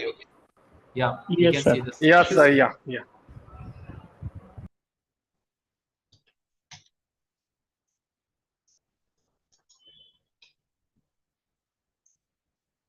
Okay. Earlier we also had a discussion with the what are the challenges of the current education system. Now we'll have a discussion on the challenges of the current Indian examination systems. What challenges we have, because you know that we have to have a lot of internal as well as external examinations, and there are most of the times there are external university exams focuses on the final examinations because of the examination structure. But at the same time, we need to change our mindset and see that how the pedagogical approaches that needs to be changed, because you know that we have a practical insufficient practical training and teachers teaching for the marks. Most important part is that we have to have a different assessment methods. Current assessment methods what we have today is the memory recall testing, what we call as the semester examinations, and then the lack of continuous assessment. These are the certain assessment methods. But you know, there are many logistical challenges that we need to take care of it, because you know that there are large examining numbers and even the centralized evaluation centers are. These are certain challenges because there are logistical challenges. There are problems with the assessment methods. We need to have ethological changes into the pedagogical approach, and we are stuck up with the examination structure. Now, when we wanted to have a perspective on the higher education assessment and their values, it is very important that we should have a focus on the higher education assessment. So these are the 5 keys of international higher education assessment. The most important part is that when we are talking about the perspectives, that your global perspectives, it all the way depends upon the exam assessment fairness. Because you know that unless and until we don't ensure the equitable and transparent evaluation process, there will not be true assessment.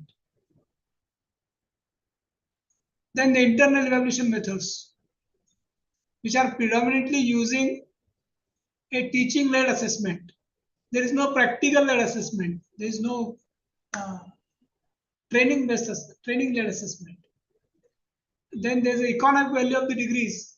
We have just created the economic value of the degrees, highlighting the financial benefits of the higher education. We normally used to say that if you get this degree, you will get a higher package of salary.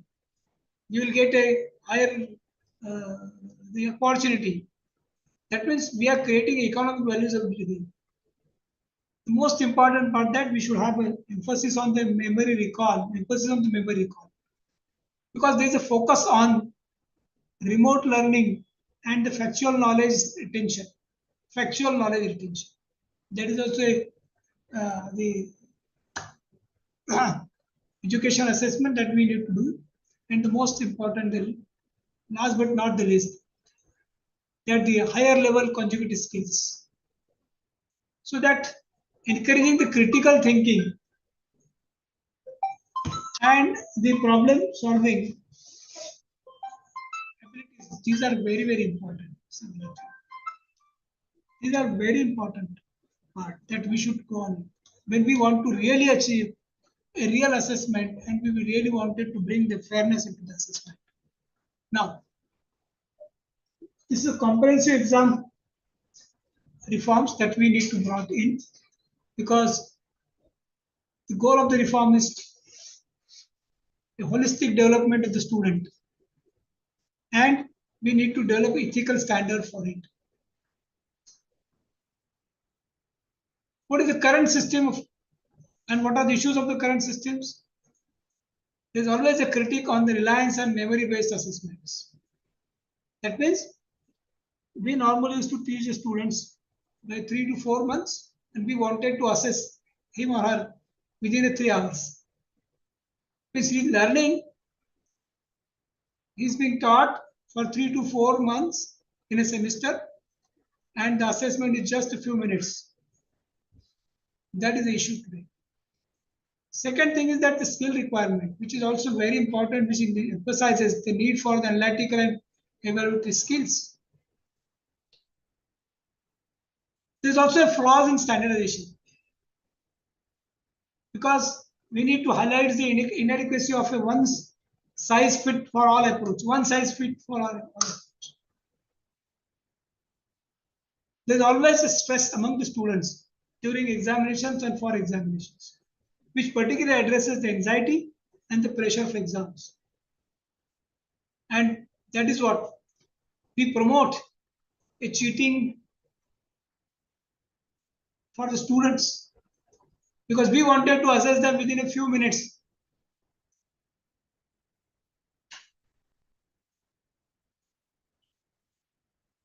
And there should be a credibility concern that we should give a focus on what?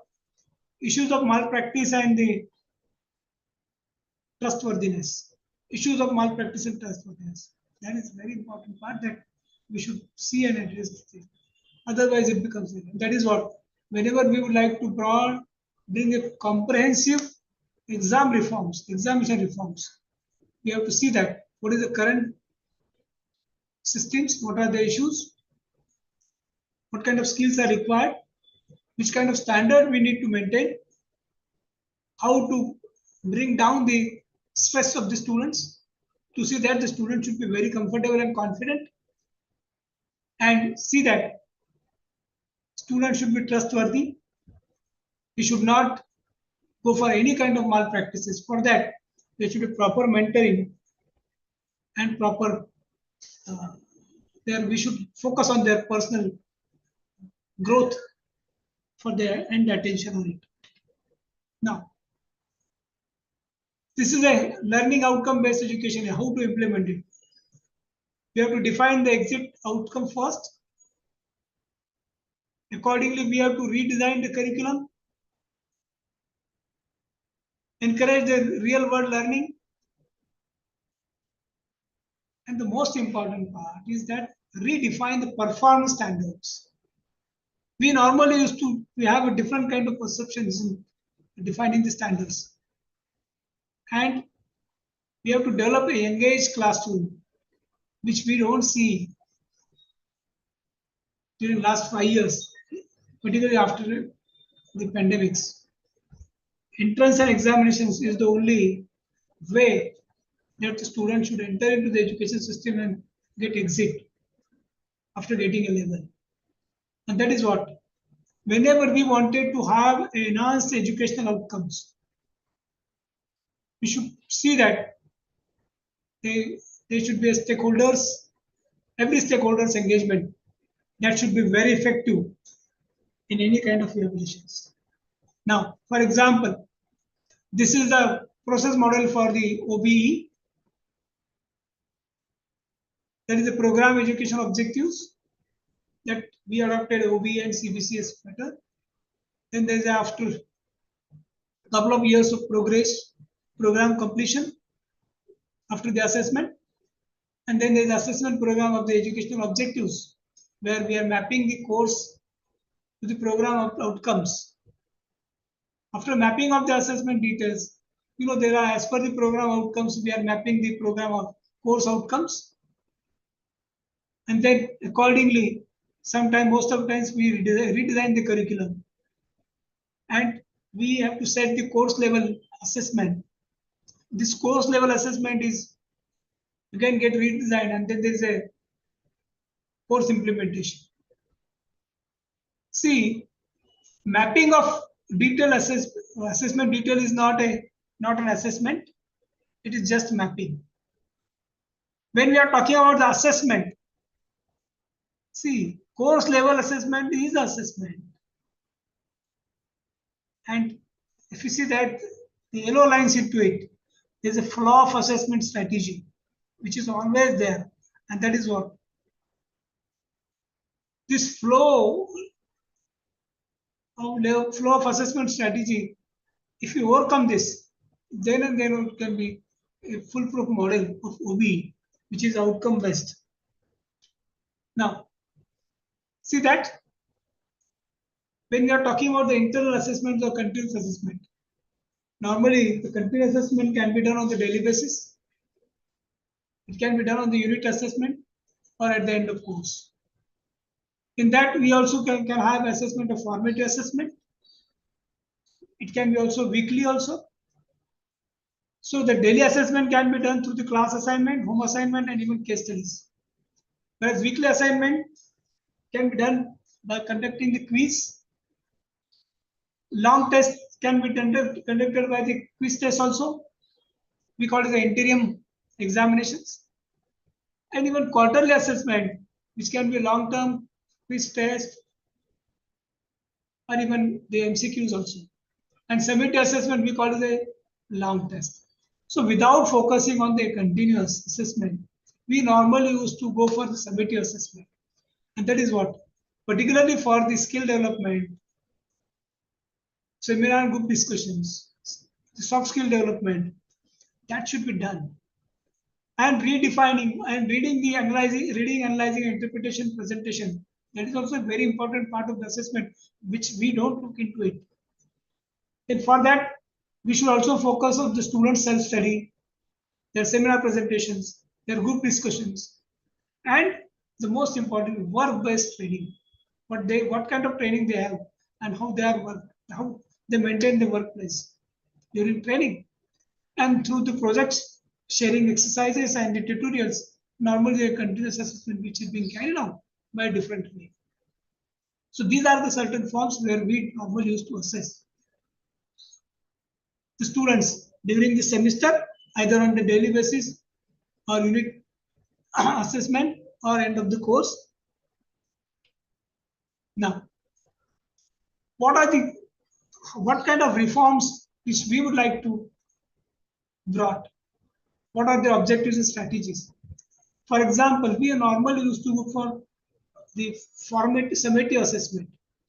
Means, as I told you that at the semester end only we used to examine him, and on the basis of that we used to decide his performance or his merit. The most important part is that we should go for the holistic assessment of the students. This is a particularly competency-based assessment where we should encourage the continuous evaluation of the students. And without a holistic assessment, the reforms is not possible. Then we should allow a flexible methods of assessment and the technology integration for it. Even students, those who are not ready to or not in position to come to the class, we can use the technology by using the MCQs, online test,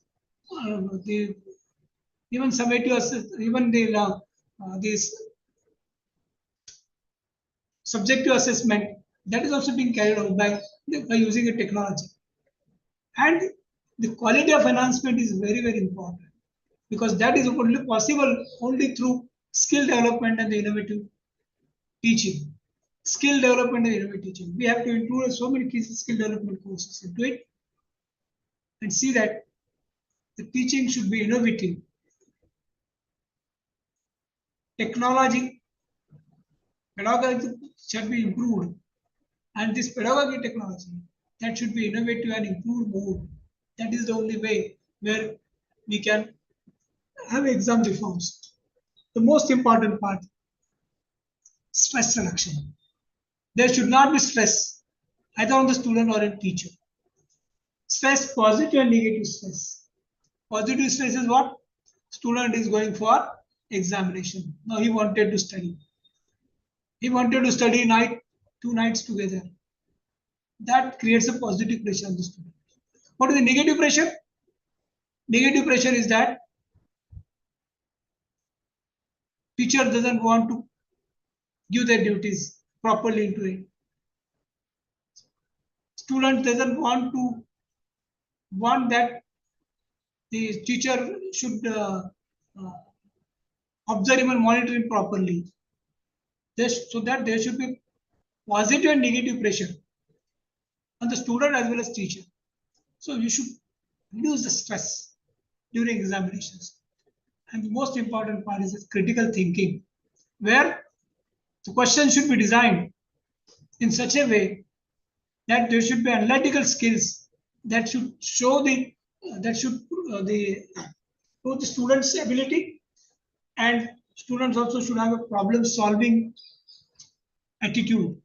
That is most important. That is what the critical thinking, unless and until the flexibility, quality enhancement, stress reduction, critical thinking and holistic assessment is not being ensured, reforms is impossible in examinations. That is very, very important that we should take into consideration. Now, when we are talking about a student's development framework, it is very, very important, as I told you, that we must frame a curricular activities in such a way that there should be proper academic subjects and the courses which should be designed. Their level should be set at every programs, degree level program. And then the extracurricular activities like sports, arts, involvement, they should be assessed from that point of view also. Then the extension activities, community services and outreach, that is also needs to be considered. As I told you that the problem solving skills we should develop in among the students, like analytical and critical thinking skills, and the mental processes and intelligence. Some questions should be designed in such a way that the intelligence should be proven. And then the outcome-based education, they should be focused on the learning outcomes as per the objectives. Have the outcomes has been achieved or not? Course outcome, that way program outcomes, and there should be a matrix which needs to be developed depending upon the program outcome. Now, so this is the examination department process cycle. We all know there are administrative decisions, coordination by COE, support from the administrative unit. If there is some implementation, some kind of reforms in examination, there is the implementation of reforms. Then there is a transparency and efficiency. Of course, there should be audits and feedback. And then initiation of programs. Normally, the exam department process the paper or examination evaluation like this. Now, this is assessment framework where we need to do. We should know that what is the purpose of designing the framework, whether it is summative and formative assessment or not. Which type of assessment is there? Whether it is summative or formative. Summative is semester and formative is during semester. Second is nature of data. Whether you are expecting a quantitative or qualitative evaluations. If there is a qualitative evaluation, you must remark something on it. If there is a quantitative evaluation, you must put a mark on it. But see, normally we used to perform the evaluation on the basis of quantitative evaluations only. And that is what all the time we are after the number in examinations and during evaluations. So number will not decide the holistic performance.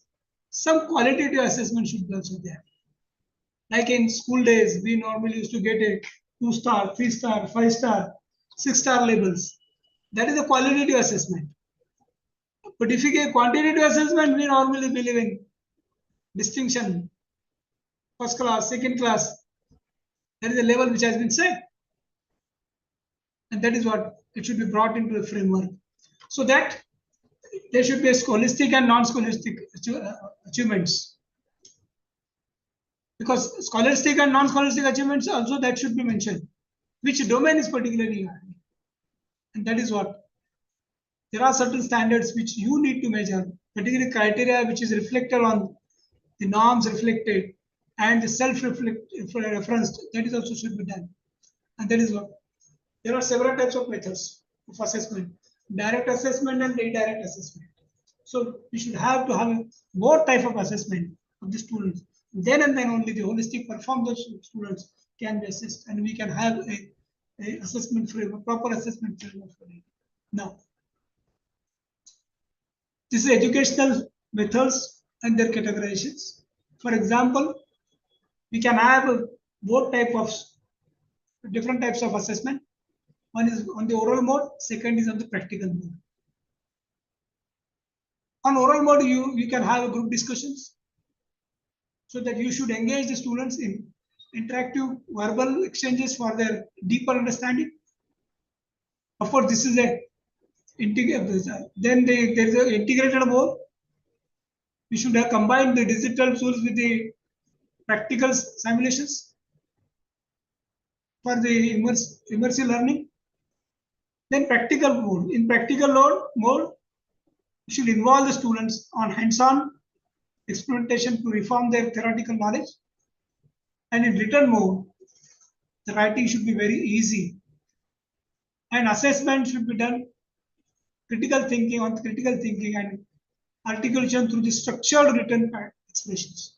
That is very important. And that is what educational evaluation method should be categorized like this: oral mode, integrated mode, practical mode, and written mode.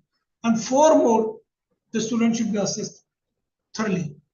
Now, see that compared to the grading system, comparing to the grading system in education, there are certain absolute grading system or relative grading system.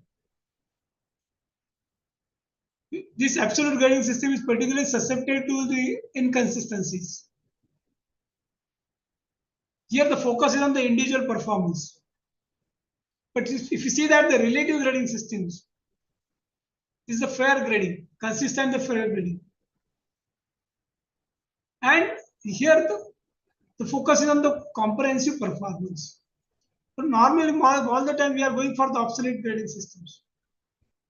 That is what grading system is also very important in education. While whenever we assess the students, how we grade them. If you grade them as per their comparative performance, you can fairly assess him or her.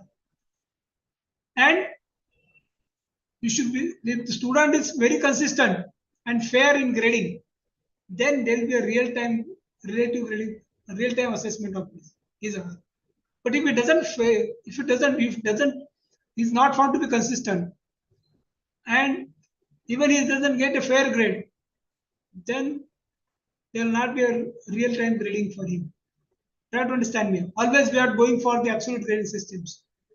Without looking his continuous performance, if you label them or if we assess him or her on the basis of marks only, there will be inconsistent performance. And that is very important, that we should see that which kind of grading systems we are adopting in education. Now, this is a credit transfer eligibility process, what we know, like admission process, where students' admission eligibility we evaluate and we give admission to this. Normally, we used to transfer this accreditation comparison. We do accreditation comparison. So that comparison of the accreditation grades between the universities. We normally used to compare the accreditation grade between the universities. But you know that. What is the grade requirement? There should be a confirmation that, for example, the grade B is better. Whether it should be grade B or better.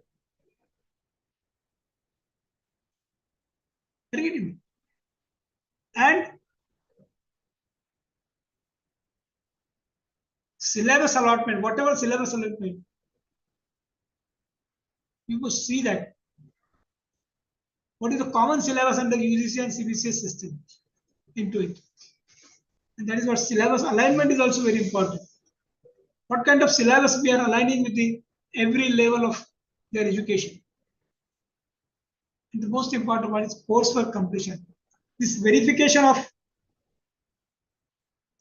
completed network coursework at the accredited university, that is also very important. Otherwise, you can't assess students' eligibility in a proper way. Now, how to enhance the education with technology? You know, as I told you that this is our brain. You will see that which kind of learning methods we used to adopt.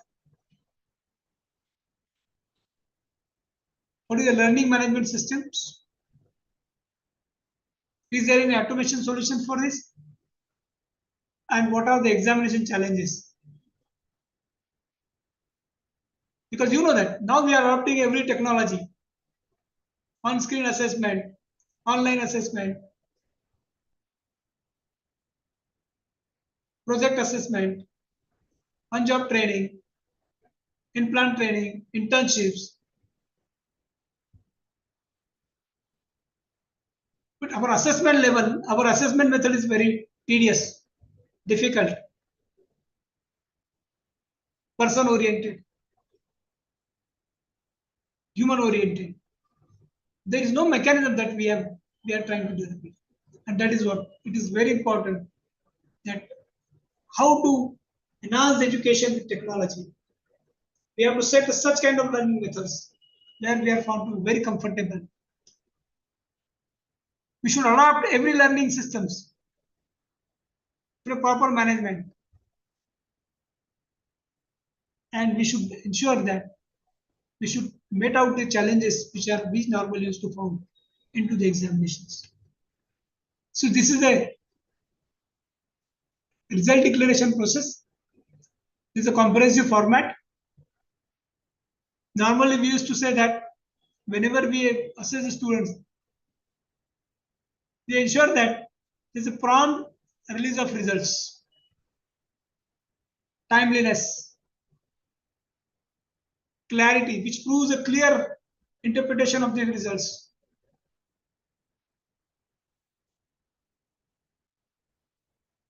Including all the aspects of learner achievements.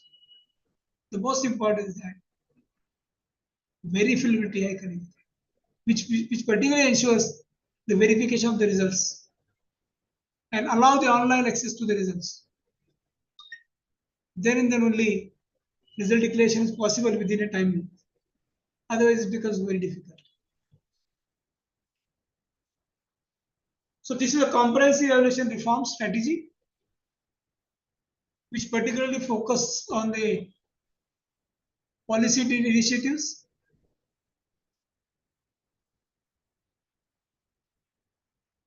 where we need to support the reforms through the government actions. We should ensure a very transparent and very proper method of external as well as internal assessment. Balancing with the terminal assessment. Then we should have to have a flexible evaluations, adapting to diverse educational institutions. And then we should see that overall, can we achieve the learning outcomes, which are aligned with the curriculum and the skills and the knowledge? Can we have such kind of assessment and outcome of that kind? The most important part, our focus should be to employ the graduates and keep them for job ready. They are job ready graduates. We should keep them like that. Now, this is the implementation of examination reforms in India. We need to implement the learning outcome based education that we are already doing in many of the institutes, where we need to establish a framework which is linking to evaluation to the institutional goals.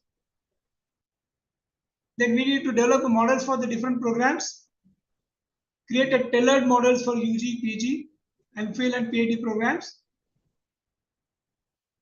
there should be a shift which is to be focused towards the internal assessment with a phased approach and integrate the technology in examination processes for efficiency, as well as maintain the quality in evaluation, the most important part, to the effective question design. We all are teachers. Let me tell you, how many of us are properly evaluating the answer book of the student? By keeping our answer ready, by reading all the answer which has been written by the student, are we giving a justice to it? We are all from the same fraternity. And if not, can we give a justice to this?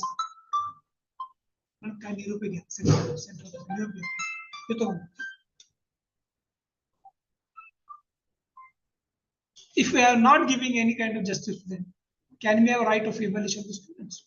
Can we have a right person to evaluate the student performance? And if not, why I'm accepting this assessment mode? I think we need to interrogate ourselves. Now, the most important part, can we have quality question papers, question paper quality?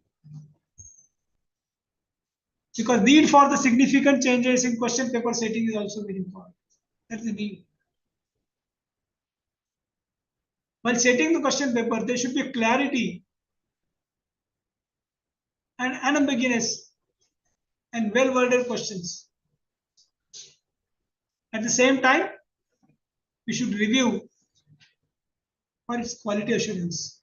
There should be a regular review for its quality assurance. If I am setting the paper, I should not say that I am the only that I can set the paper. Nobody. It should not be like this. It should be audited again and again. And the most important, what is the composition of the question paper? Is it a balance for all the students or not? Or it is for just a circle of a few students? And whatever the question paper format is, we should provide a necessary guide instruction for the paper setters. So, how to transfer the credit? There should be a seamless transfer of credit. And how to achieve it? Like by having a program uniformity, proper course alignment, proper grading system, and then evaluation committees for it.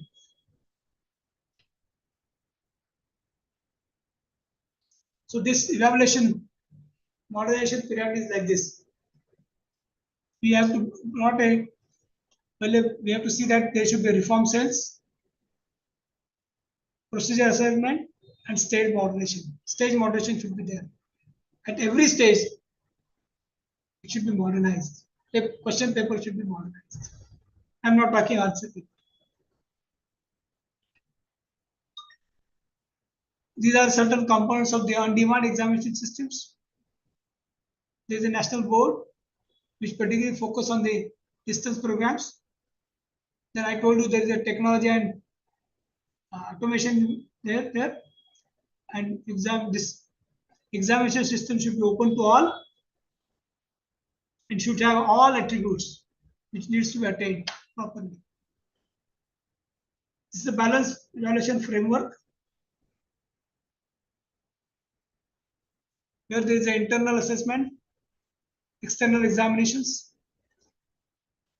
then there is a proportional balance, and then the gradual adjustment should be there, which needs particularly to phase out the things. That is very important part when we are talking about the reforms in education, that we need to evolve the evaluation framework for it. This is a reforms implementation sequence what we need to follow, like a higher educations which are particularly being guided to adopt the technology based automation. technology-based automation that we need to have. There are many software developments which are being allowed by UGC. And this, we should develop a software for the administrative processes, governance, and even the paperless office. Then there should be a question bank prioritization should be there, which particularly gives a focus on creating a standardized question banks. We need to create a standardized question banks. Of course, we need to standardize the infrastructure also. And the ability test development should be there. And then lastly, there should be improvement in the result declaration. Here, the enhancement in the process of declaring results should be there. So within a given period of time, within a planned period of time, you must declare the results, ensuring that there is every transparency which is being maintained and all ethical codes has been followed while designing the paper, writing during the examinations, and declaring the results. Then and then it will be fair. See, normally what is there? What should be done? See, this is we normally used to have a CBCS pattern with the OBE. Then normally we used to make evaluations, internal, external evaluation. Then there's a display of answer sheets to every student, whether it is summative or formative, mode of assessment. Then there should be a grievance addressing and counseling, and then there should be result analysis. We should be fair enough while assessing the students. His question papers.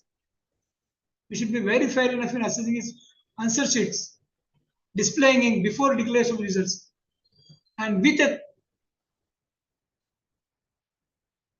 thorough openness and addressing every grievance. The result should be declared. It should be open before declaration of the results. Every answer book should be open to all the students to see and evaluate their performance. This is the academic assessment breakdown, where we have normally as a part of internal assessment, there is a attendance and discipline, where the evaluation of students' engagement and the behavior that needs to be graded. Test 1, a written examination contributing to the total score, that is offline. Then there should be a second test, which should be online. Then the tutorial and assignments, where the regular academic task which has been decided in the classroom itself. And then the seminar, the participatory learning sessions, where the transparent grading is to be done. If you do internal assessment according to this, student performance will be improved, and you will be able to really judge how the student is performing through internal examinations. This is the internal examination marks to achieve it. As I told you that. Practical test 1 offline. Practical, this is a practical paper. Earlier was theory. This was theoretical.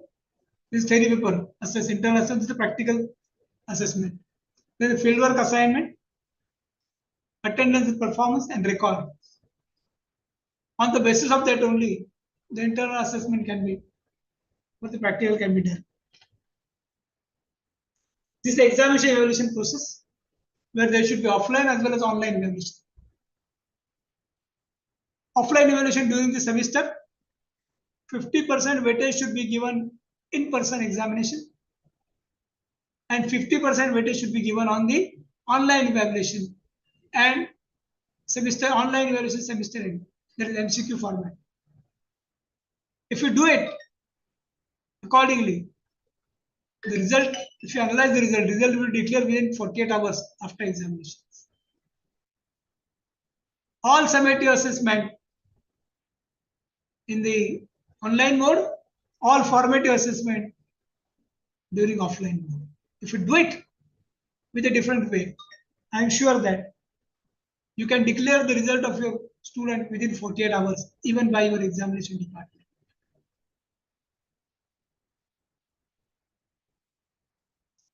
So in conclusion, this NEP 2023 reforms in examination practices. It is to create an exclusive technology-enabled and student-centered assessment that prioritizes holistic learning outcomes. I think with this, we'll stop here. If you have any questions, doubts, you can ask me. Thank you very much.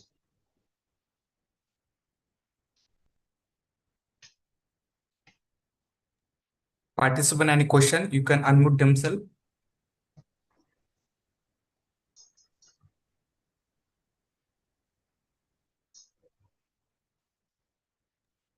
Sir, I have a question. Anything for me? Yes, sir. So, do we have a guideline or a book where we can refer to for all Hello? these points, sir? Hello, I don't hear you. Oh, now it is okay, sir? Hello, Hello? 1 minute, 1 minute.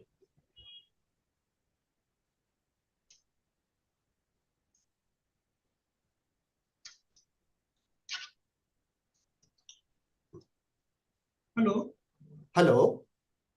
huh? Yes, sir. Sir, am I audible, Yes. sir? Yes, now I'm audible. Yes, sir. Yes, sir. Sir, I just wanted to have your guidance as to is there any handbook or all these detailed guidelines available which I can refer, sir? For examination?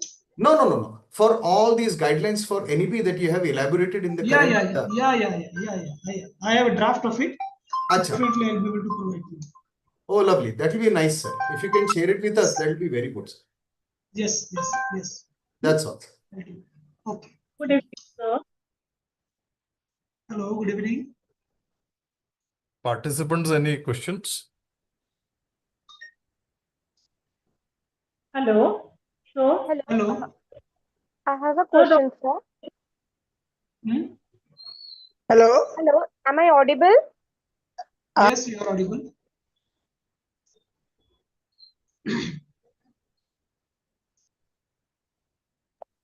Hello. Hello. Am I audible? Yes, you are audible. Sir, this is Dr. Laboni Basu from West Bengal. I would Okay. like to know from you that, sir, what is the multidisciplinary concept right now NEP has evolved?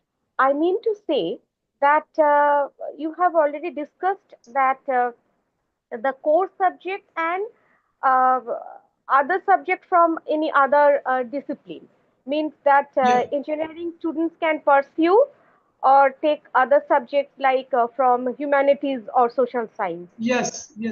So, sir, my question is that if as a faculty member, if we done our PhD in a multidisciplinary subjects or multidisciplinary, department like women's studies or humanities, social sciences, so are we able to teach the same things to various departments as a allied or relevant subject? Like if we have done PhD in women's studies and sociology, so it is very much allied with and relevant to like uh, uh, human development studies or other branches of sociologies, social science and industrial relations, human resource management. So will it be acceptable that Yeah. we Why not? Let me tell you, I am a graduate. I am a postgraduate of zoology. I did my PhD in environmental science, and now I am employed in environmental science. And now I'm teaching. See, I'm teaching the environmental econ. Now I'm teaching environmental economics, environmental sustainability. It is not like that. You can.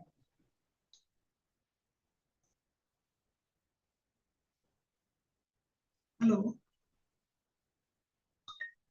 Hello. Hello. Okay. Thank you so much for your wonderful answer, sir. Okay. Thank you. Hello. Good evening, sir. Good evening. Dr. Satyavati Chaudhary from Wilson College, Mumbai, sir.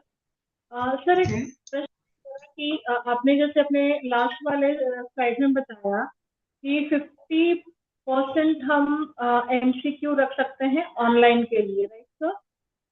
Yes. हाँ, तो अभी ये बड़ा प्रश्न ये है कि 50 marks का No, not 50 marks. है 50% का मतलब 50% फॉर इंटरनल एक्सटर्नल दोनों के लिए. हाँ, इंटरनल एक्सटर्नल दोनों के लिए. तो MCQ में सर चीटिंग बहुत ज्यादा हो रही है, इसको कैसे कंट्रोल करें?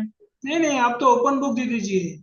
MCQ तो open book. You should have a proper question bank for that, and you should prepare a question level, set a question level in such a way that even if they take a book, कोई problem नहीं, open book exam होनी चाहिए. क्योंकि cheating अगर हम avoid नहीं कर सकते तो उसको ओपन बुक एग्जाम कर सकते हैं.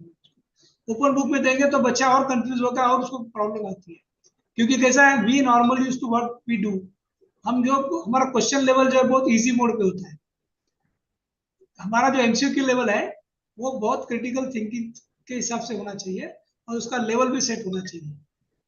अब सब्जेक्टिव देते हैं तब डिस्क्रिप्टिव क्वेश्चंस आप देते हैं तब कुछ आप लिख सकते हैं, मतलब बच्चे लिख सकते हैं. लेकिन अगर ऑनलाइन पे MCQ में जाता है तो उसका लेवल आप ऐसा सेट करेंगे कि बच्चा बराबर हो. अगर वो बुक भी लेके पढ़ता है तो we will not be able to find the answer in book.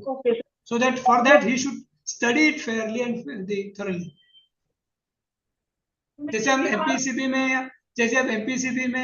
MPSC में UPSC में करते हैं, हमारा क्वेश्चन लेवल जितना ये होता है, जैसा हमने KPC में देखते हैं कि हमारा क्वेश्चन लेवल इतना हार्ड होता है कि उसका answer it is very difficult to find the answer.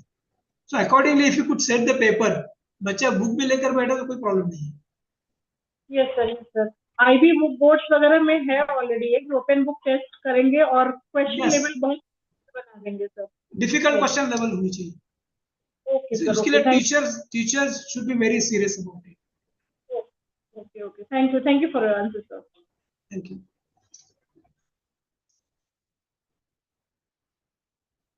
Anything for me?